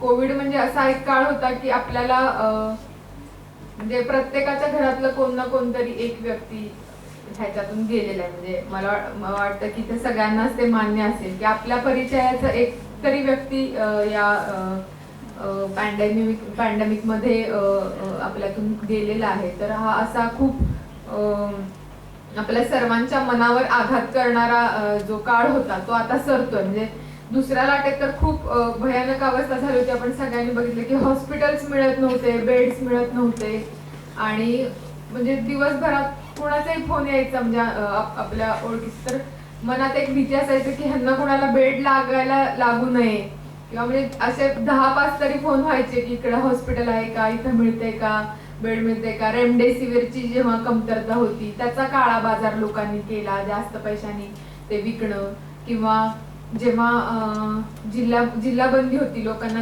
एका जिल्ह्यातून दुसऱ्या जिल्ह्यात जायला अलाउड नव्हतं, त्यावेळी लोक ॲम्ब्युलन्स मध्ये बसून, ॲम्ब्युलन्सचे जे चालक होते त्यांनी प्रवासी वाहतूक सुरू केली होती. मुंबईवरून समजा सातारला यायचंय तर 5,000-10,000 रुपये देऊन सुद्धा लोक आलेले आहेत ॲम्ब्युलन्स मध्ये लपून. किंवा आम्ही कोल्हापुरात एक पकडले होते, 9 जण दुधाच्या टँकर मध्ये बसून आले होते. म्हणजे टँकर मध्ये आत बसून चालले होते आणि तो टँकर आम्ही अडवला होता. म्हणजे ह्याच्यामध्ये लोकांना हे रिस्क कळत नाही की गुदमरून त्यांचा कदाचित मृत्यू होऊ शकतो, किंवा इतक्या जवळ 9 जण आले त्यातला एखादा जण पॉझिटिव्ह असेल तर उरलेले सगळेच पॉझिटिव्ह होणार. पण त्यावेळी लोकांना आपण कुठेही असलो तर आपल्याला घरी जायची जी ओढ होती सगळ्यांना, तर त्याच्यातून सुद्धा हे प्रकार घडत होते. परंतु जर भविष्यात असं जर आपल्याला कधी परत एक जर म्हणजे येऊ नये, पण जर कधी अशा प्रकारच्या ह्याला परत सामोरं जावं लागलं तर त्यावेळी लोकांनी हे भान ठेवणं गरजेचं आहे की आपल्या जीवापेक्षा काही महत्वाचं नाहीये.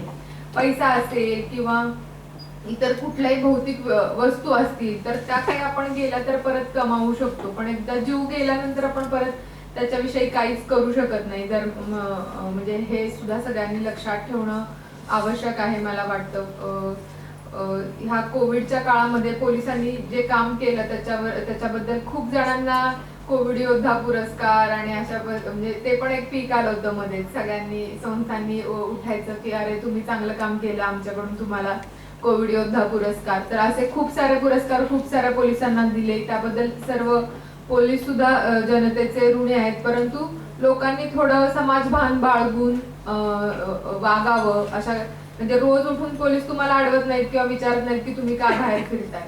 पण ज्या काळात रेस्ट्रिक्शन्स होते त्यावेळी आपण त्या नियमांचं पालन करणं गरजेचं होतं. कारण जेव्हा बिना मास्कच्या केसेस करतो तेव्हा लोक इतके हुज्जत घालतात, आत्ताच होता, खिशात घातलाय, हे काय इथंच आहे, खात होतो काहीतरी, म्हणजे खूप म्हणजे कारणं तर इतकी असतात की आम्हाला हसायला येतं. किंवा लिहून ठेवलं तर त्याच्यावरती काहीतरी मीम्स निघतील किंवा काहीतरी जोक्स त्याच्यावरती होऊ शकतील.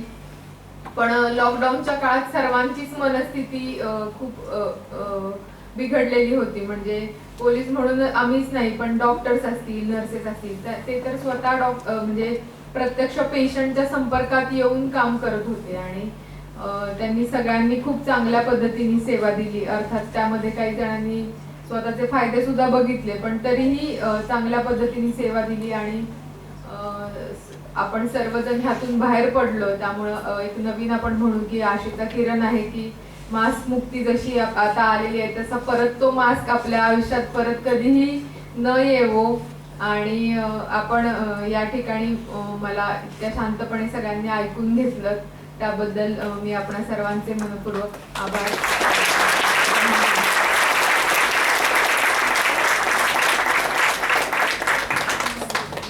Thank you, Prerna ma'am, for creating the entire picture in front of us through the challenges faced by the police force and the dilemmas you faced as human beings while you were doing your duty. So that was remarkable. So a big round of applause to the entire police force because man is representing the entire department. And madam, on behalf of our students and staff, we promise that we would be alert henceforth in the pandemic-like situations. Thank you so much. I now invite Mukta ma'am to please share her thoughts.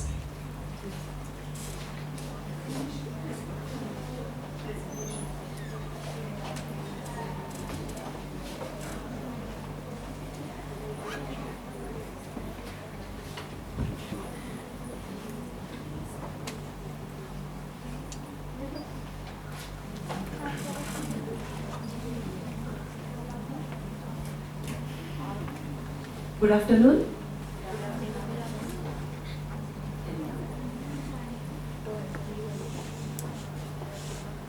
Thank you very much for inviting me for this conference. Stress management during the pandemic.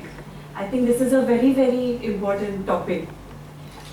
All of us are aware that this virus has not only affected our body, but has also affected us psychologically. As Madam was telling, all of us are affected in one way or other by this pandemic. Our family member was affected or we were affected. There are many people, they were financially affected. So I think this is a very, very important topic which we are discussing in this conference. In Sanskrit, there is one saying, na bhuto na bhavishyati, a situation which has never happened in past and which will never happen in future. So I think pandemic situation was same, we can describe it in this way, I think. And when it started, nobody was quite serious about it. As Madam was said, when first Janta curfew was there, we were thinking there will be this curfew only for a day. We never thought this is going to be for 2 months, more than that, and 2-3 years we are going to get affected by this. So we were not quite serious. Means I remember in December 2019, one day I was reading newspaper with my son and he just told me there is some virus in China and it is highly contagious and people are predicting it is going to spread throughout the world. He used the word epidemic that time because pandemic, we have never heard this word called pandemic. So I told him that these things happen only in movies, not in real life. So just don't worry about that. Even doctors were saying why you are afraid. There are more deaths by road accidents and still why you are worried by whatever is happening in China. But I think in January 2020, first case in India it came in Kerala. And on 9th March 2020, first case was reported in Pune. And that time all of us were quite serious. We started taking it a little bit seriously. That time, actually speaking, my younger daughter was in 10th standard. And I was more worried about her 10th standard exam. I hope her exams won't get cancelled because of this, whatever is this virus and all. So my worry was that actually. But we know how situations started changing, and we started getting more and more cases. And in Muktangan also, my center, Muktangan Rehabilitation Center, we started getting quite serious. Ki what is going to happen? How we are going to work during such kind of situation. So actually, I'm going to speak to you about how we dealt with this situation. So my topic is.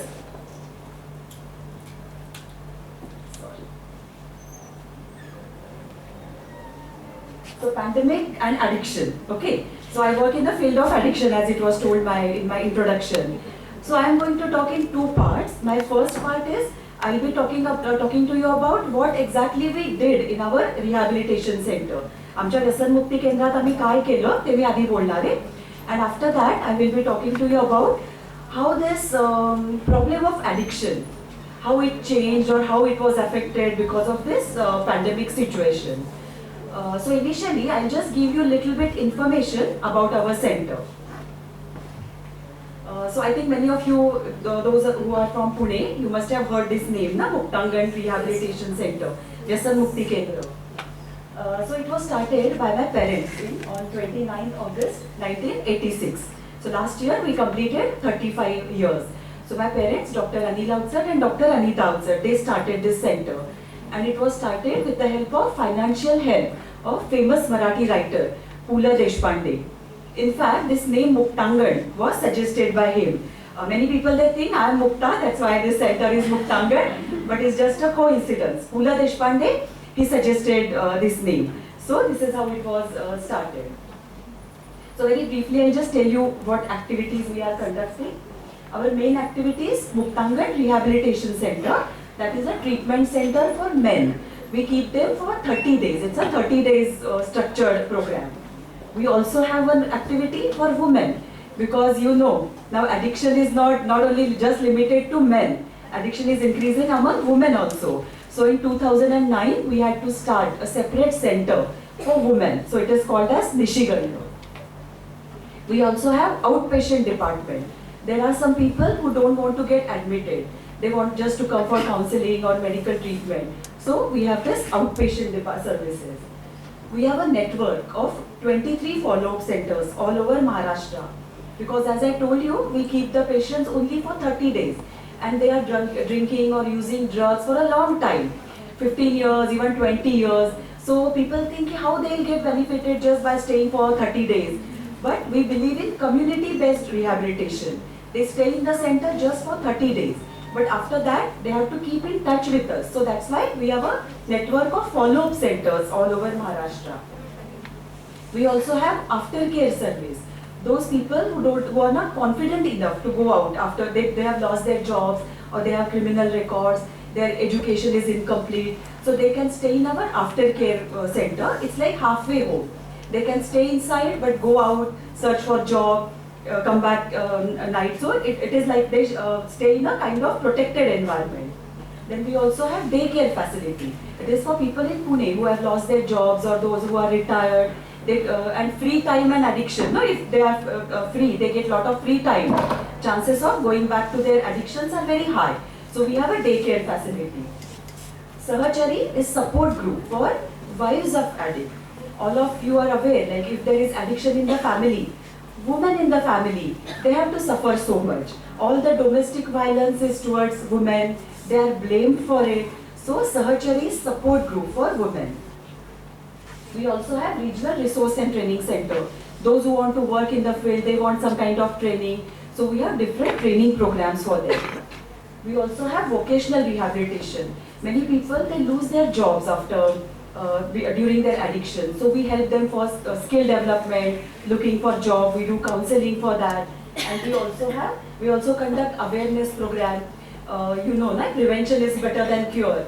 So we conduct awareness programs in schools, colleges, different slum areas, corporates. Yeah, and we also have corporate services. We also work closely with different industries. Now there is awareness. If there is a worker in the factory and if he is drinking, previously they just used to fire him. But now people think addiction is a disease and that this person, we should give help to that person. So that's why we have corporate services. So these are our different activities. So these are actually 4 areas of Muktangan work. Our main activity is giving treatment to addicts, also to rehabilitate them. Just now Prerna madam is sitting, so just one example I would like to tell you. We get many patients who are having criminal records. Because of their addiction, they are involved in criminal activities. So the person who is our coordinator, his name is Datta Shrikhande. So Datta Shrikhande is working in Muktangan for I think last 30 years now. But how he came to Muktangan, he was brought by police. He was from Thane district. तडीपार करतात ना तसं त्याला तडीपार केलं होतं Thane जिल्ह्यामधनं. So he was brought to Muktangan and then he decided to stay there. He stayed there, he was just 4th standard educated. So then he decided to complete his education, he got married, he's a bodybuilder. He started first working in kitchen of Muktangan and because of that he was selected for Master Chef. He's a Master Chef finalist. So many success stories we have in Muktangan. So we have to help for rehabilitation of each and every patient. Then as I told you, we conduct awareness programs and we also are involved in giving training. So these are our areas of our work. Then these are the 2 categories of addiction that we find. Substance addiction, व्यसन, जे पदार्थांचं व्यसन असतं, अंमली पदार्थांचं व्यसन. And also this kind of addiction is also becoming common. Behavioral addiction. Can you think about any example for that? वर्तनात्मक व्यसन, काही उदाहरण सांगता येईल याचं? Phones, internet. This addiction is also getting very common now. So just few examples of substance addiction. Alcohol, दारूचं सगळ्यात common आहे आपल्याकडे. Nicotine users means tobacco users. They think this is a very small kind of addiction. So they don't want to give it up. त्यांना वाटतं खूप छोटंसं व्यसन आहे. So they don't take it seriously. But all of us are aware this is a very serious kind of addiction. It causes cancer. Then drugs, different drugs like brown sugar you must have heard. No? Then cannabis, ganja, charas, afu. And also prescription drugs. This is the medicines which are prescribed by the doctors. Many people are they are into taking sleeping tablets, cough syrup. So this is also a kind of substance addiction. Inhalants, they smell petrol, whitener, and it is very common among street children. So these are various substances. And some examples of behavioral addiction. Internet. So it is called as Internet Addiction Disorder, IAD. Okay. So smartphones. Now we can't think about our life without a smartphone. We feel lost if the phone is not with us. But it is addictive actually. Then screen obsession. People just want to watch something again and again, always. Video games, social media addiction. And if they don't get it, means I have seen, we also have a center which deals with internet addiction disorder. So I have a girl at present, so I was just talking to her about this addiction. So she said whenever she posts something on social media, and if she doesn't get likes immediately, she feels depressed. On one example, she told me, one day she was studying for her exam and she on Insta, she saw photos of her friend. They were enjoying at the beach at Goa. And she felt so bad. Yeah, I'm studying here and my friends are enjoying. So she felt depressed. So now we are getting lots of cases who are addicted to social media or this internet addiction disorder, especially after pandemic. It is getting very common. Then online shopping. People, whenever they see any ad, they don't think, yeah, do I need this product? There is sale, 50% discount. So without thinking, they just buy that. And of course, gambling. There is online gambling or physical gambling. So gambling addiction is also very common in our country. So these are different types of behavioral addictions. Okay. That was the first part of my speech. This was about Muktangan, our center. Now how Muktangan, we were affected because of this pandemic and how we dealt with it, that I would like to talk to you. So what were the challenges that we experienced during pandemic? So first kind of challenge is organization. Muktangan as organization. आमच्या संस्थेला काय challenges आधी होते तर ते मी तुम्हाला आधी सांगते. Our patients, they stay in dormitory. We don't give special rooms for them. Muktangan treatment program is based on Gandhian principles. Like Gandhian, this Panchasutri, Gandhian ashram. So we don't keep them in separate rooms or we don't give them very different kind of facilities. So they have to stay together. ते जेव्हा एकत्र राहतात तेव्हा त्यांचं sharing चांगलं होतं, एकमेकांपासून ते चांगल्या गोष्टी शिकतात. That's why we keep them together in the dormitory. So during pandemic, this was the biggest challenge because social distancing was impossible. It was not possible for us to keep them separately because our infrastructure is not like that. All our rooms are very big, they are dormitories. So this was the biggest challenge. High-risk behavior of our patients. Our patients, alcoholic, drug addicts, they don't wear masks, they don't follow social distancing. As madam was saying, whenever there is curfew, they are the first one to go and see how curfew is maintained, or they are always in search of whether alcohol shop is open, whether it is possible to get my drug. So they are involved in high-risk behavior. So we were about to admit the patient that time who are involved in high-risk behavior, and there was possibility they are positive. Their immunity is compromised. In pandemic, we always keep on hearing this word, na immunity, apni pratikar shakti. This word was very important during that time. If our immunity is good, chances of getting infected are low. Okay, so that immunity of our patients, it is compromised. You know how their body is affected by their drug use or alcohol use. So this was also a challenge. That time, in March 2020, April 2020, testing was not easily available as it is now. That time when the lockdown was declared, only government labs testing was available, and that also we had to give any valid reason. This person is having these kind of symptoms, and that's why we are sending this. And we are getting report after 2-3 days. Now all of you must be aware, RT-PCR, if we give the sample in 2-3 hours also we get report of RT-PCR, antigen test, rapid, that is also now available. But that time testing was not available. Otherwise our plan was that time we'll test each and every patient, and those who are negative will admit them, but it was not possible that time. Lack of knowledge. So there was a lot of confusion. We did not know what is happening. Some people were telling it is airborne, some was telling people were telling no, just by it is touch sensitive. So different kind of myths were there, misconceptions were there. So a lot of confusion was there because there was no knowledge. COVID positive staff. Our patients stay inside. They are in protected environment. But staff is not staying inside. No? They were coming from outside. So chances of getting COVID positive staff was also there. And actually it happened.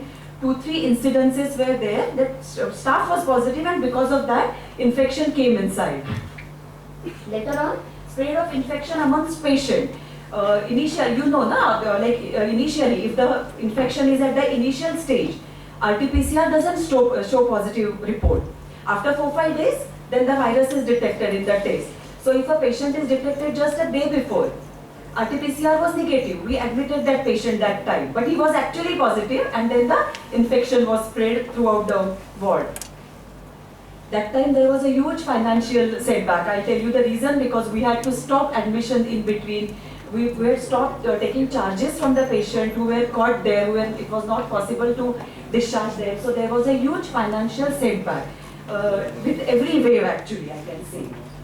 And we had to close down our 23 follow-up centers that time, because follow-up centers are run by the volunteers. That time there was lockdown. It was not possible for them to go out or even patients to reach follow-up centers, or these follow-up centers. Our counselors from Muktangan, they go there from Pune every month. So it was not possible for them to travel. So we had to close down these all 23 follow-ups. But of course I'll tell you what solution we had for that. So these were challenges related to organization. Then of course there were some social challenges related to society. Lockdown, this was the biggest challenge. So because of lockdown, it was not possible to do new admissions or discharge our patients who were already staying there. Those who were admitted in month of February 2020 or March, it was not possible for us to discharge them that time. Then we got our testing facility. Testing was allowed by private lab. In June 2020, we got our first lab permit. So that time, cost of RT-PCR was 3,000 rupees. 3,000 रुपये एका पेशंटला तेव्हा RT-PCR चा खर्च यायचा. Now 300 rupees, 500 rupees also RT-PCR is available. Then this was a big challenge. Virus is always changing. Variant and virulence is always changing. Now you must have read in today's newspaper there is a chance of new XE variant, okay? So there was Delta, there was Delta Plus, there was Omicron. So every time testing becomes difficult whenever there is new virus. So again there is confusion, stress that time.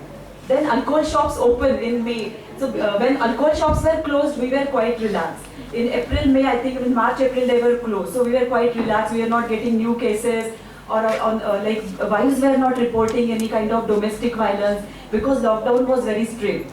But in month of May, when you must have seen all the pictures and all, and even it was a problem for all the police department. कशा गर्दी केली होती आणि रांगा लावल्या होत्या. All of us have seen that. So again, we had to, in between we had stopped taking new admissions, but after that we had to start. Scarcity of beds in the hospital. We were getting positive patients, but not getting beds in hospital or even not in quarantine centers. So these are lot of challenges related with social challenges. So what we did about it, how we managed our stress or our problems. So what immediate actions we took that time. So we stopped taking new cases for 2 months in end of March, April and May. We did not take any new cases that time. We continued free of charge treatment for patients who were already admitted. For some people, it was not possible to discharge, even if we are applying for police permissions. Kolhapur was not giving any kind of police, and we have so many patients from that area. From Sangli, Kolhapur, we get lot of patients, but they were not allowing these patients to enter in Kolhapur district or Sangli district. Every day I was talking to their SPs, but they were not giving permission. So even outside Maharashtra, we get patients from all over India. So we had to keep them inside, and we stopped taking any fees from them actually, because we knew the situation. ते अडकून पडले होते एक प्रकारे, त्यामुळे त्यांच्याकडून आम्ही पैसे घेत नव्हतो. Then we were trying our best to get police permission for travel. For Pune patients they were getting, Mumbai, but not for other districts. Then we started all these follow-up center online. So if all these follow-up center, and we connected each and every person all over India through Zoom platform or on video calls. And initially I was quite reluctant. That time I was not very comfortable with doing video calls or taking meetings online. But then my younger staff, they introduced me actually, they taught me really, and they told me this is the new generation is very comfortable with this. And then we started, and I'm very happy to say that now I'm comfortable with using all this Zoom platform and everything. And it was very helpful. So the follow-up centers were online, and now also we are continuing. We have physical follow-up as well as we have online follow-up. Then we started doing online counseling of new cases. And still we continue that, because that time we had geographical limitations. Only people who can come to Muktangan, they were our patients. So now we don't have any geographical limitation. Now we are, especially about internet addiction, cannabis, we are counseling patients outside India also. They are also connected with us because of this online platform now. काही फायदे झाले ना कोविडचे, तर त्याच्यातला मला वाटतं हा झाला की आपण ह्या काही नवीन गोष्टी शिकलो. Then we started networking with government, experts, doctors to get information, get data. We also were involved in social responsibility. There is a slum area near our center. So we knew that many people, they are daily wage workers, they are not getting food. So we started supplying food, rations to them. Even our doctors started going there for OPD because doctors were not available for common cold or fever or छोटे आजारांसाठी doctors तेव्हा नव्हते. So we started conducting one OPD in that slum area. We like all this time we were less busy than what we are now. So we did lot of staff training, and we got lot of experts because everything was online platform. So we got lot of experts who were there to train our staff that time. And we always told our staff, this is just going to be a pause, not stop. हे सगळं थांबून गेलेलं नाही, आता आपण फक्त एक विश्रांती घेतोय, हे आम्हाला स्टाफला सांगायला लागलं to maintain their morale. Otherwise everybody was disturb, they were worried, are we going to close down the centre, are they going to lose the job. So this was the immediate action that we had to take. Then now what is our new normal in Muktangan? Now we have our own testing facility. So we test our patients 3 times. And of course, for last 1 week we are not doing that, but during all these waves, whenever he is coming for admission, then after 3-4 days, and again after 1 week. So thrice we were doing RT-PCR test. Then we have a safe ward. When they come for admission, we just don't take directly to the main building. We keep them for 8 days in a safe ward, and then after 3rd test, we take them to the main building. We have reduced our number. Our center is 150 bedded, but now we have made it only 100 bedded. So there is lot of distance between 2 beds to maintain social distancing. Then we have a very strict COVID protocol for patient and staff, mask and all the social distancing. Then we have tie-ups now with government hospital, quarantine facilities, of course touch wood, but now like since last 1 month we did not have to use these kinds of facilities. So vaccination for staff when it started, because we are healthcare workers, so initially we got that.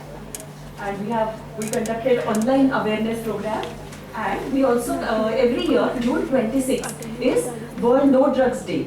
So every year we conduct marathon to create awareness. So last 2 years we are having virtual marathon. People are running at their respective places and they are just sending their timing and all, and we are sending their certificate. And I am very glad to tell Prerna madam, last year flag off was done by Krishna Prakash sir. So he was there in our center for this virtual marathon. Okay. So this is our new normal now. Okay. So what are our learnings? आम्ही काय शिकलो या सगळ्या ह्याच्यामधनं? आणि मला असं वाटतं की आपण खूप जण ह्याच्यातनं ह्या गोष्टी नक्की शिकलेलो असणार. Health is wealth. There is nothing more important than our health. तब्येत सगळ्यात महत्वाची ना, बाकी काही पण चालू शकतं. One day at a time. We don't know what is going to happen in future, what has happened in the past. We have to stay in the present, no? One day at a time. Then importance of technology, that like all the generations are now easily managing with this technology stuff, so we have understood that its importance. Financial management, that is also very important now, savings and all. No? Then coming out of comfort zone. I think we were leading a very comfortable life before COVID, but now we have come out of our comfort zones now. You must have heard one sentence, no? Life begins at the end of comfort zone. So our life has really begun, that's what I think. Huh? Then teamwork, importance of teamwork, especially in Muktangan I have noticed that.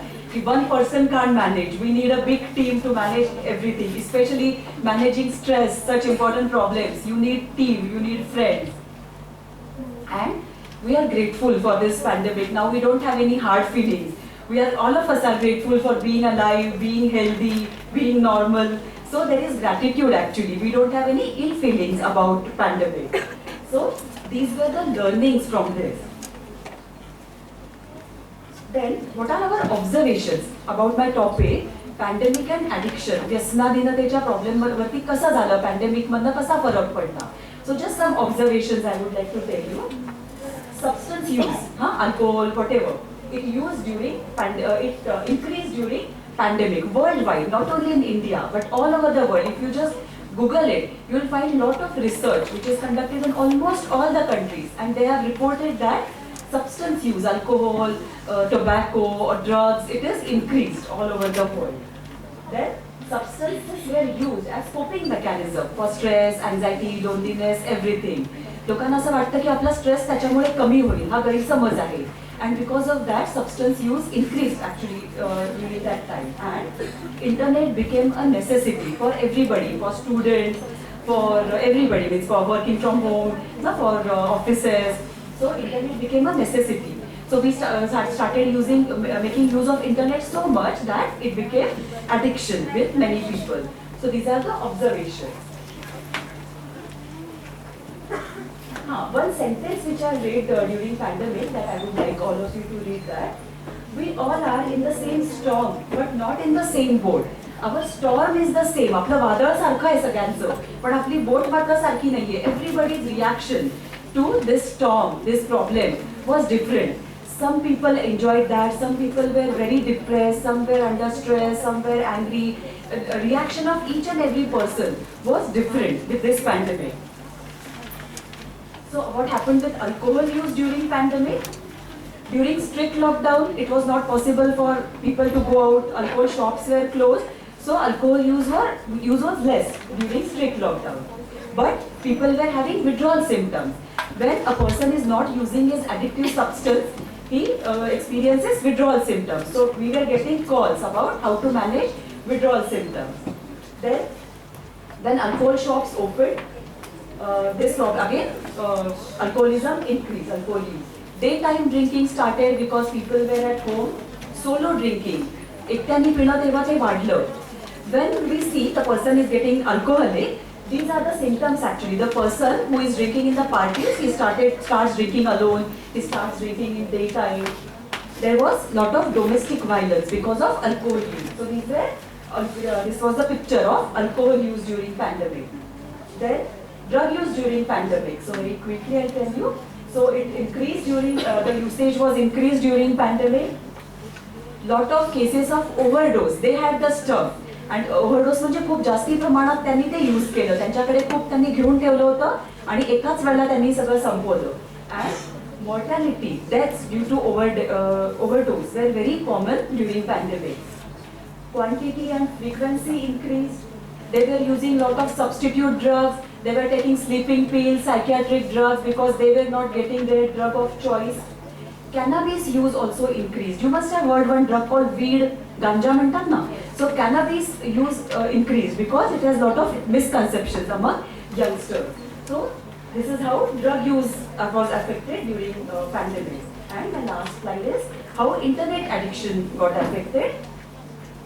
So like you are aware, like the internet use increased. We started getting dependent upon internet. There was social distancing, lockdown, loneliness. So for socialization, there was only one way, through social media or through internet use. Yeah, of course, social media use also increased. People were continuously posting something or watching something from social media. OTT platform, binge watching the web series, that also increased.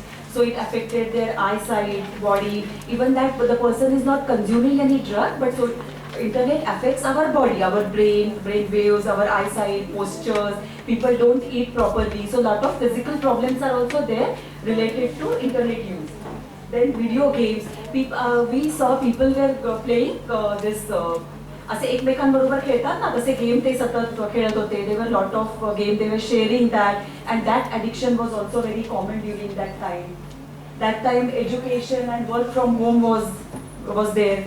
Parents used to tell the child not to use a lot of computer or phone, but now parents had to tell the child because their education was online. So the use again increased. And of course online shopping. And one serious thing is pornography. Pornography also increased. We are getting now a lot of cases who are addicted to pornography, watching such kind of film. So this is how internet use also increased and internet addiction also increased. So in short, all kind of addiction increased because it was people used it as a coping mechanism for stress. Okay, so this was my presentation. This is phone number of Muktanga. Thank you very much.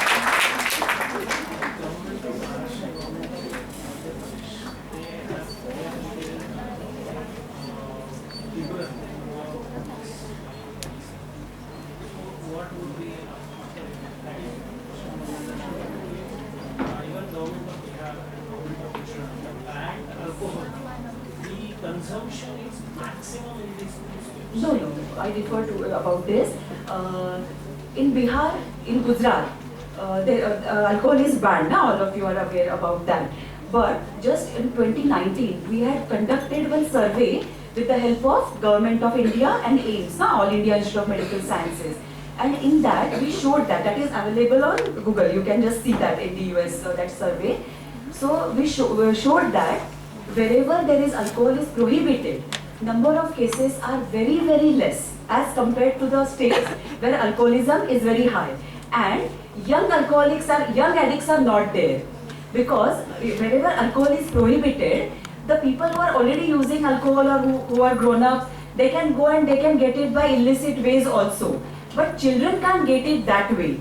So, number of children is very, very less. It is negligible in Bihar and in Gujarat because alcohol is prohibited, but it is very high in other states. And easy availability of any kind of substance is the main reason of increasing addiction. पूर्वी ते केलं होतं की 500 meters ban near, that was very good actually. And that time they had shown, Dr. Abhay Banga has also conducted a research, and they had shown how accidents had gone down, road accident related to alcohol use had gone down. So people just argue कि wherever there is alcohol prohibition, still there are people drinking, but the number is less. That is my argument. Okay, so of course it is helpful, alcohol prohibition. But in case of Maharashtra, It is high, it is increasing this because of this new wine policy, and we are completely against that. During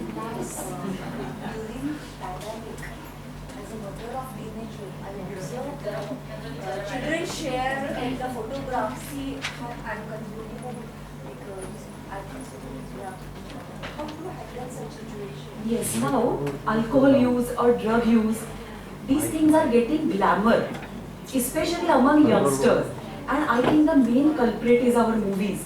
In each and every movie, whenever you are watch, you can now, initially, means my father used to tell me, that time when he was young, only villains used to drink on screen. But now heroes started drinking, and now heroines are also drinking. So what message children are getting, or youngsters are getting, like if you want to enjoy life, you should drink. Or if you are under stress, you should drink. Because whenever they deal जातं ना सगळं, मग तेव्हा किंवा प्रेमभंग होतो तेव्हा ते पिताना दाखवतात. So they are getting wrong messages, and it's because of that I think just people are thinking this is the only way to enjoy. Then as she asked, people are sharing photos of that. So we as parents have to do something like that. So whenever some parents come to Muktangan and they ask me, what as parent what can we do? So first thing I tell them is we parents should be away from it. We should not give any kind of glamour in our house. I had a father, a young boy who came. The boy was just 13 years old, and his father brought him to Muktangan. And that father was telling me, he has started smoking, so please tell him not to smoke. So first question I asked that father is, if you smoke? So he said, yes, I am a chain smoker. So I had to ask him, how I am going to tell your child you don't smoke? He will tell me whatever my father is doing, I am doing. So that father told me, I was not smoking when I was 13 years old. I started at quite late age when I started early. But a child is not in a position to think that. So first thing we parents can do is, we should stay away from it. Second important thing is communication. Positive communication with our children. Especially dinner time should be together. We can sit together, have dinner. We say family that eats together, stays together. We can have proper communication. Nowadays, whenever any young patient comes to us, we have to, म्हणजे आम्हाला भांडणं काय सोडवायला लागतात parents मधली आणि मुलांमधली. Topics are his hairstyle, his fashion. So we tell the parents, वाढवू दे ना केस, काय फरक पडतो, करू दे ना टॅटू त्याला. These things are not important. Important things are his drug use, his alcohol use. So if you start fighting about his hairstyle, how that child is going to talk openly with you about, if he has curiosity about his about alcohol and all. So always keep the communication channels open. You can share with him. You can ask questions, proper question, not too much. खूप खासगी प्रश्न विचारले तरी त्यांना आवडत नाही.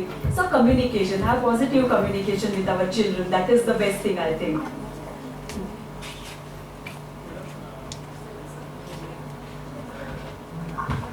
it is said that in case of suburbs or city slums, almost 65% plus people are addicted.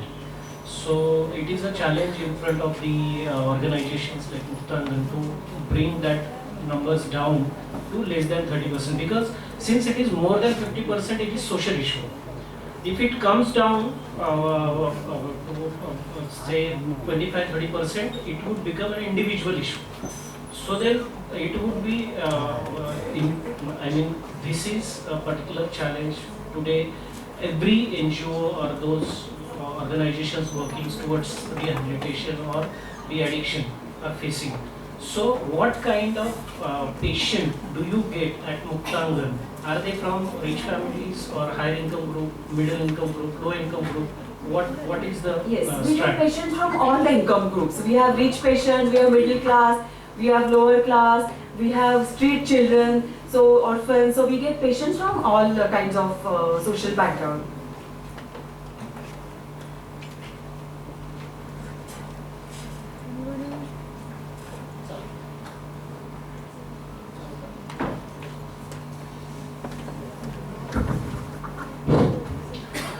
Madam नमस्कार, मी doctor Shailesh त्रिभुवन.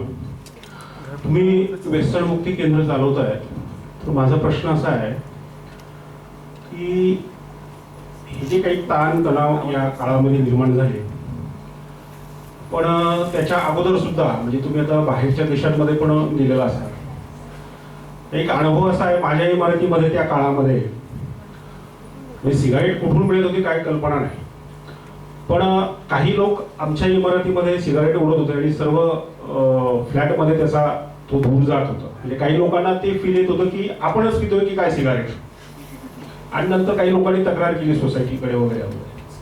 पण माझा पुढचा प्रश्न असा आहे की काही देशांमध्ये मी जाऊन आलेलो आहे, काही देशांमध्ये तिथे महिला सुद्धा सिगारेट ओढतात. म्हणजे तो प्रदेशाचा काही भाग असू शकतो, पण आपल्याकडे आता हे वारं आपल्याकडे अगदी महाविद्यालयीन पातळीवर आलेलं आहे. म्हणजे आमच्याही कॉलेजच्या समोर काही मुली चहा पिता पिता सिगारेट ओढत असतात. 1 काय 2 काय 3 काय ते चाललेलंच असतं. आणि तो महिला सुद्धा, म्हणजे माझ्या सोसायटीच्या बाजूला महिला सुद्धा आता ते सिगारेट सर्रास प्यायला लागलेले आहे. तर तुम्ही त्यावर काय हे कराल की आता हे काही स्त्रीमुक्ती वगैरे ह्या भानगडीत नाही, पण स्त्रियांनी सिगारेट पिणं, दारू पिणं आणि पुरुषांनी पिणं थोडंसं या संबंधीची चर्चा. दोघांनी पिणं वाईटच आहे सिगरेट. कारण मी मगाशी म्हटलं तसं की आपल्याकडे तंबाखूला छोटं व्यसन समजलं जातं, तर ते अजिबात छोटं व्यसन नाहीये, ते तर खूपच भयानक व्यसन आहे.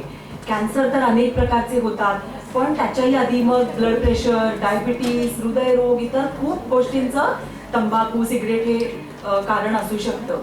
आणि पूर्वी जसं सर म्हणाले तसं की पुरुषांमध्ये आपल्याला जास्ती ते प्रमाण दिसायचं, आणि आता बायकांमध्ये पण खूप वाढतंय.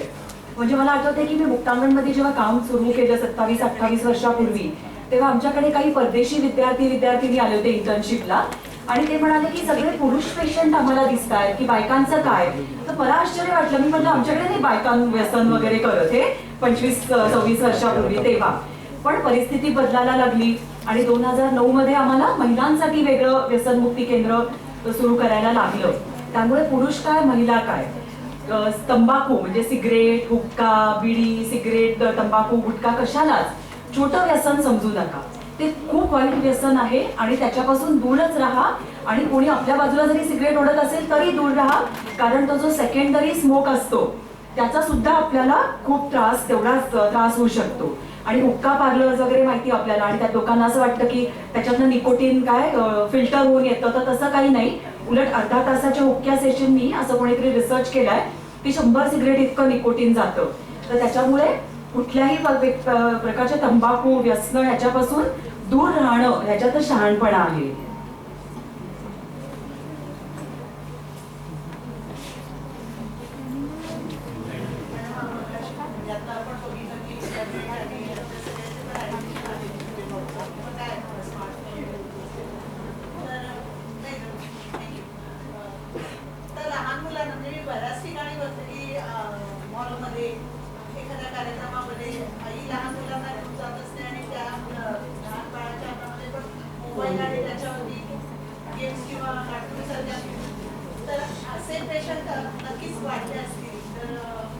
हे तर खूप चुकीचं आहे की आजकाल आपण बघतो छोट्या बाळांसमोर फोन दिला जातो, किंवा त्यांना जेवत नाहीत बाळ म्हणून मग टीव्ही लावून द्यायचा आणि भरवायचं. मग त्या बाळाला कळत नाही की तो किती खातोय, त्यामुळे अजून काही वेगळे प्रॉब्लेम्स निर्माण होतात.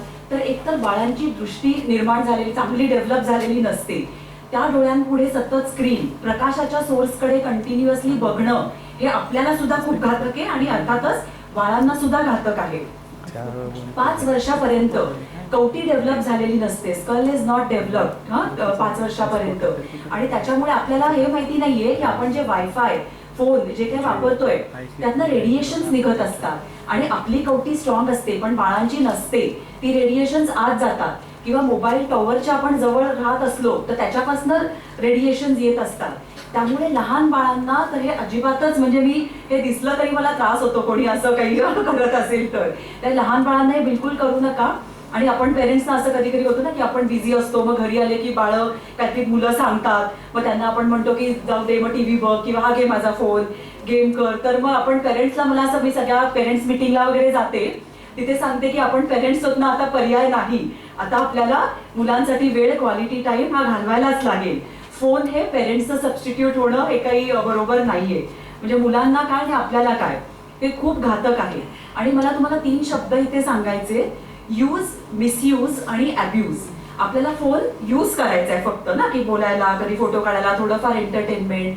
कधी कधी आपण मिसयूज करतो, खूप जास्ती वेळ वापरतो आणि आपण ते थांबवलं नाही तर तो अब्यूज होईल, त्याचं व्यसनामध्ये रूपांतर होईल. I would like to suggest all the students to look for Internet Addiction Test on Google by Kimberly Young, IAT.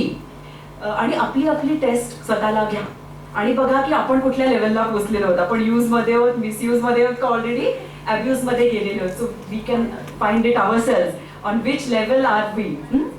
त्याच्यामुळे खूप वेळा असं होतं की आमच्याकडे यंगस्टर्स येतात ना, पेरेंट्स घेऊन येतात, मुलं ऐकत नाहीत, मला काही प्रॉब्लेम नाही, उगीच हे घेऊन आले. मग आम्ही त्याला सांगतो ठीक आहे, ही टेस्ट फक्त दे, मग तू जा. मग ती टेस्ट दिल्यावर नाही, मग बोलायला तयार होतात. तर आपण आपली स्वतःला ही टेस्ट देऊन बघू शकतो.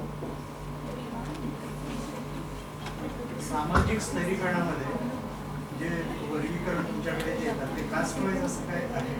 नाही, सगळ्या प्रकारे म्हणजे ह्या अडिक्शनच्या बाबतीत आपण असं काहीच सांगू शकत नाही. आणि सर्व caste, socio economic background, education, married unmarried, सगळं काही वयाच्या बाबतीमध्ये सगळं व्हॅलिड आहे. एक असं स्टेटमेंट करता येणं अवघड आहे.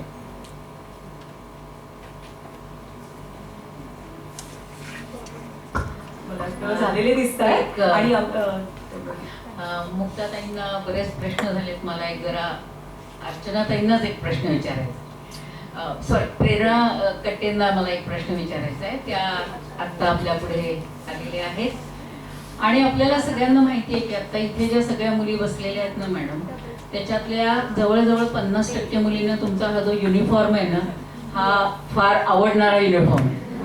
तर बरोबर आहे ना? आणि तो जो आवडणारा युनिफॉर्म आहे त्याच्याविषयी आता त्यांना विचारायचं आहे, पण आता तो सगळा वेळेचा हे असतो. तर जरा 1-2 मिनिटं थोडंसं सांगा ना की या सगळ्या क्षेत्राकडे जायचं असेल तर छोटीशी काय तयारी करायला पाहिजे, अगदी थोडक्यात सांगा. कारण तुमचं ते सगळं खूप अट्रॅक्शन आहे बघा, तिकडे लगेच टाळ्या वाजल्या. म्हणजे कधी काळी मी पण तुमच्यासारखीच बसलेले असायचे जेव्हा कॉलेजमध्ये होते. आणि आमच्या पण कॉलेजला आमचे सिनियर्स जे पास होऊन यायचे, आम्ही त्यांना बघताना वाटायचं की आपण कधीतरी त्यांच्यासारखं स्टेजवरती जाऊ. तर पोलीस डिपार्टमेंटमध्ये किंवा एकूणच MPSC UPSC आजकाल लोक तयारी करण्याची संख्या खूप वाढलेली आहे आणि निश्चित चांगली गोष्ट आहे. कारण आपण सध्या कोविडमध्ये परत फिरून तोच विषय आला की पाहिलं की जॉब सिक्युरिटी नाही आहे. प्रायव्हेट कंपनीजमध्ये जरी तुम्हाला खूप लाखोंचे पॅकेजेस असतील तरी ती कंपनी कधी तुम्हाला तिथून काढून टाकेल किंवा कंपनी स्वतः कधी बंद होईल याची काही गॅरंटी नाही. त्या उलट गव्हर्नमेंट जॉब्समध्ये तुम्हाला आपण लोकांची सेवा तर करतोच, पण त्या बदल्यात आपल्याला जॉब सिक्युरिटी आहे, चांगले पगार आहेत आणि शासकीय इतर सुविधा सुद्धा खूप चांगल्या यामध्ये मिळतात. तर युनिफॉर्म बद्दल बोलायचं झालं तर आपण एकूण 4 टप्प्यांवरती पोलीस डिपार्टमेंटमध्ये येऊ शकता. त्यामध्ये खालचा वर्ग 3चा स्तर आहे, त्याच्यामध्ये पोलीस कॉन्स्टेबल पदांची भरती दरवर्षी निघते. म्हणजे आता हळूहळू ते रेग्युलर होत चालले. प्रत्येक जिल्ह्याकरता वेगळी भरती निघते, ठराविक जागा ठरलेल्या असतात. आता आपण मागच्या वर्षी पिंपरी चिंचवडची जी भरती होती ती जवळपास 700 पदांसाठी होती आणि त्यासाठी 1,89,000 लोकांनी फॉर्म्स भरले होते. पैकी 82,000 लोकांनी पेपर दिला. आणि म्हणजे मी सांगेन असं की ते पेपर चेक करायचं माझ्याकडेच होतं. म्हणजे OMR शीट्सवरती जे आपण गोळे करतो त्याच्यामध्ये होतो. पण त्यात मुलींचे स्कोर्स खूप चांगले असायचे. म्हणजे मुलींसाठी जरी 30% रिझर्वेशन असेल तरी मुली जवळपास 50%च्या पास झाल्या होत्या. 50% पेक्षा जास्त मुली पास झाल्या होत्या. तर हा एक आहे, पोलीस कॉन्स्टेबलमध्ये तुम्ही भरती होऊ शकता. मग त्यामध्ये प्रमोशन्स असे आहेत की पोलीस कॉन्स्टेबल पासून आपण head constable, assistant sub inspector आणि PSI या पदापर्यंत जाऊन रिटायरमेंटला ते PSI म्हणून रिटायर होतात. दुसरा स्तर आहे की MPSC मधून एक कंबाईंड परीक्षा घेतली जाते. त्यामध्ये PSI, STI आणि असिस्टंट, मंत्रालय असिस्टंट ह्या 3 पदांसाठी एकत्रित पेपर घेतला जातो. त्याच्यातून ही 3ही पदं भरली जातात. त्या पण पोस्ट जवळपास 1,000-1,200 पोस्ट दरवर्षी निघतात आणि त्याच्यातून हे पदं भरली जातात. मग PSI म्हणून जेव्हा तुम्ही खात्यामध्ये येता तेव्हा नाशिकला 9 महिन्यांचं ट्रेनिंग आपल्याला करावं लागतं आणि PSIचं प्रमोशन मग API, assistant police inspector, PI म्हणजे पोलीस इन्स्पेक्टर आणि DYSP पदापर्यंत ते जाऊन रिटायर होतात. तिसरा टप्पा आहे की MPSCतून डायरेक्ट DYSP पदांची पण भरती होते, त्याला आपण वर्ग 1चे अधिकारी म्हणून. मग ती राज्य सेवा पूर्व परीक्षा, मुख्य परीक्षा आणि मुलाखत अशा 3 टप्पे पार होऊन त्याच्यातून आपण ही परीक्षा म्हणजे खात्यामध्ये येऊ शकतात. त्यालाही महाराष्ट्र पोलीस अकॅडमी नाशिकला 1 वर्षांचे ट्रेनिंग असतं आणि प्रमोशननी DYSP पासून आपण ॲडिशनल SP, SP, DIG किंवा IG पदापर्यंत आपण रिटायरमेंट पर्यंत पोहोचू शकतो. अजून UPSC मार्फत IPS पदांची भरती केली जाते. त्यामध्ये पूर्ण भारतातून मुलं परीक्षा देतात आणि जवळपास 1000 ते 1200 पदं दरवर्षी भरली जातात आणि त्याच्यातून 200-250 म्हणजे जे पहिले 200 आहेत ते जण शक्यतो IAS घेतात, इंडियन ॲडमिनिस्ट्रेटिव्ह सर्व्हिस. नंतरचे 201 लोक IPSला प्रेफरन्स देतात आणि त्याच्यामध्ये जर आपलं मेरिट जास्त चांगलं असेल, रँक चांगली असेल तर आपल्याला आपलं होम केडर किंवा म्हणजे आपण ज्या राज्यातून आहे ते केडर मिळतं किंवा आपण जे प्रेफरन्सेस दिलेले असतात त्याच्यानुसार आपल्या मेरिटनुसार आपल्याला IPS मध्ये म्हणजे पद मिळतं. मग ते जेव्हा आपण IPS होतो तेव्हा सुरुवातीला मसुरीमध्ये एक कंबाईंड ट्रेनिंग असतं. त्यानंतर हैदराबादला Sardar Vallabhbhai Patel national police academy आहे, तिथे जवळपास 18 महिन्यांचं ट्रेनिंग झाल्यानंतर मग आपल्याला जिल्हा मिळतो. मग त्यामध्ये त्यांना सुरुवातीला PI म्हणून एक 4-5 महिने, नंतर DYSP म्हणून 1 वर्ष, ॲडिशनल SP म्हणून 1 वर्ष आणि मग SPचा डायरेक्ट चार्ज पूर्ण एक जिल्हा IPS लोकांना त्यामध्ये मिळत असतो. तर माझं सध्याचं पद हे DYSP आहे आणि गेले 7 वर्ष मी पोलीस सेवेमध्ये आहे. शेवटचा प्रश्न विचारते, म्हणजे तो मुलींच्या आणि पॅरेंट्सच्या मनातला आहे, माझ्या मनातला नाहीये.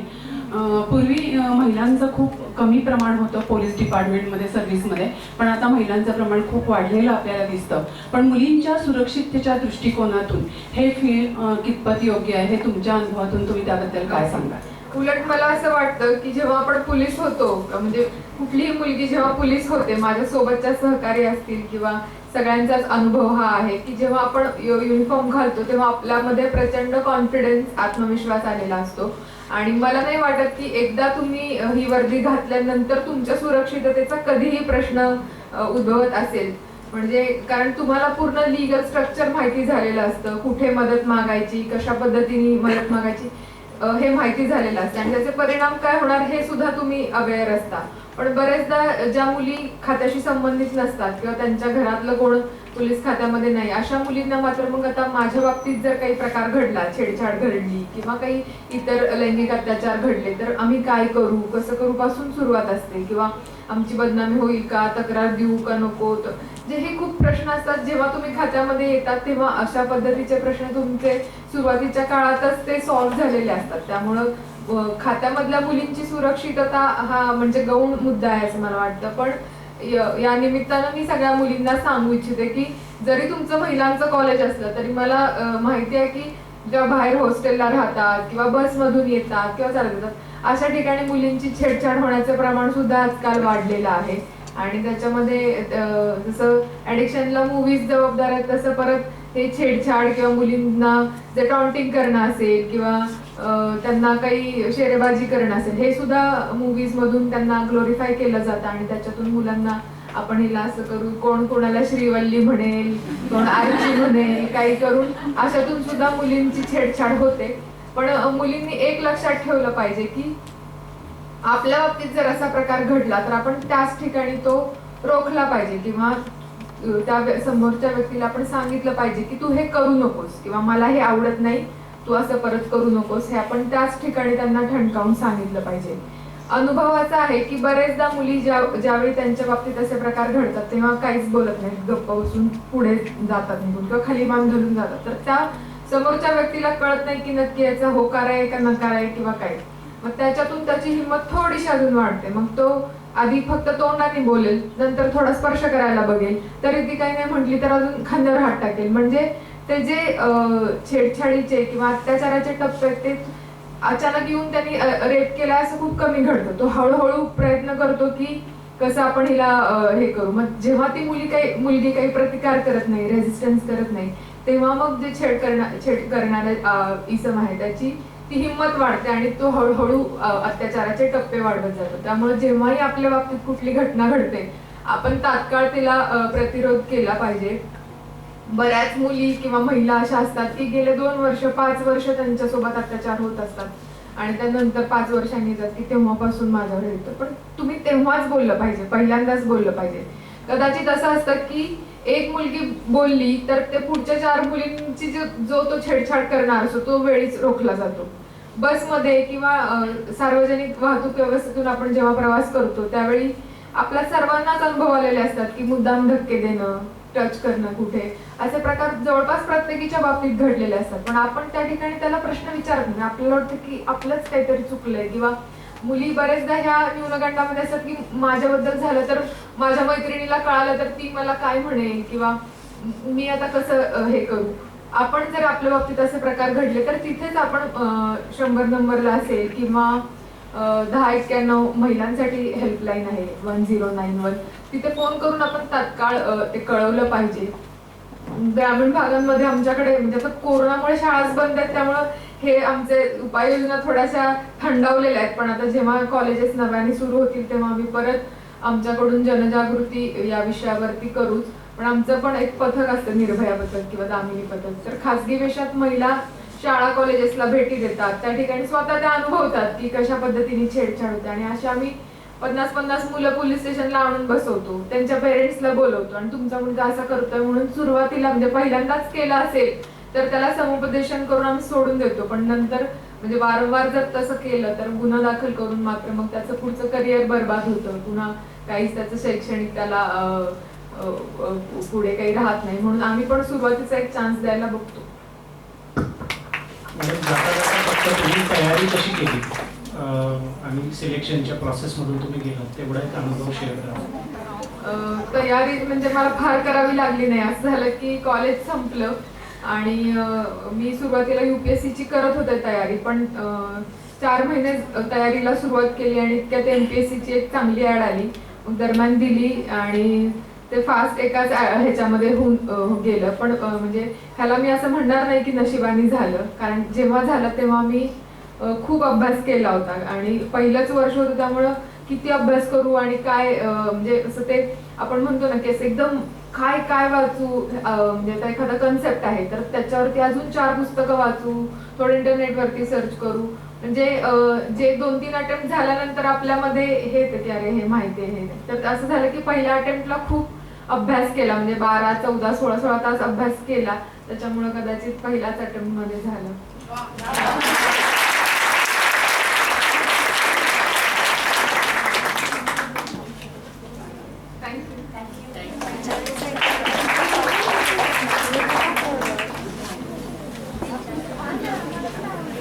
On behalf of Sri Siddhivinayak Mahavidyalaya and Srimati Hirabhen Nanavati Institute of Management and Research for Women, I express my gratitude and I thank our guests for sharing their valuable insight and enlightening us all. I thank our Sanstha for its constant support and guidance. I thank the teaching and non-teaching staff of the organizing institutions for putting in their hard work to make this conference a success. Thank you all. I now announce that this technical session number 1 is over and we'll break for lunch, and the next session is at 2:10 online. Thank you.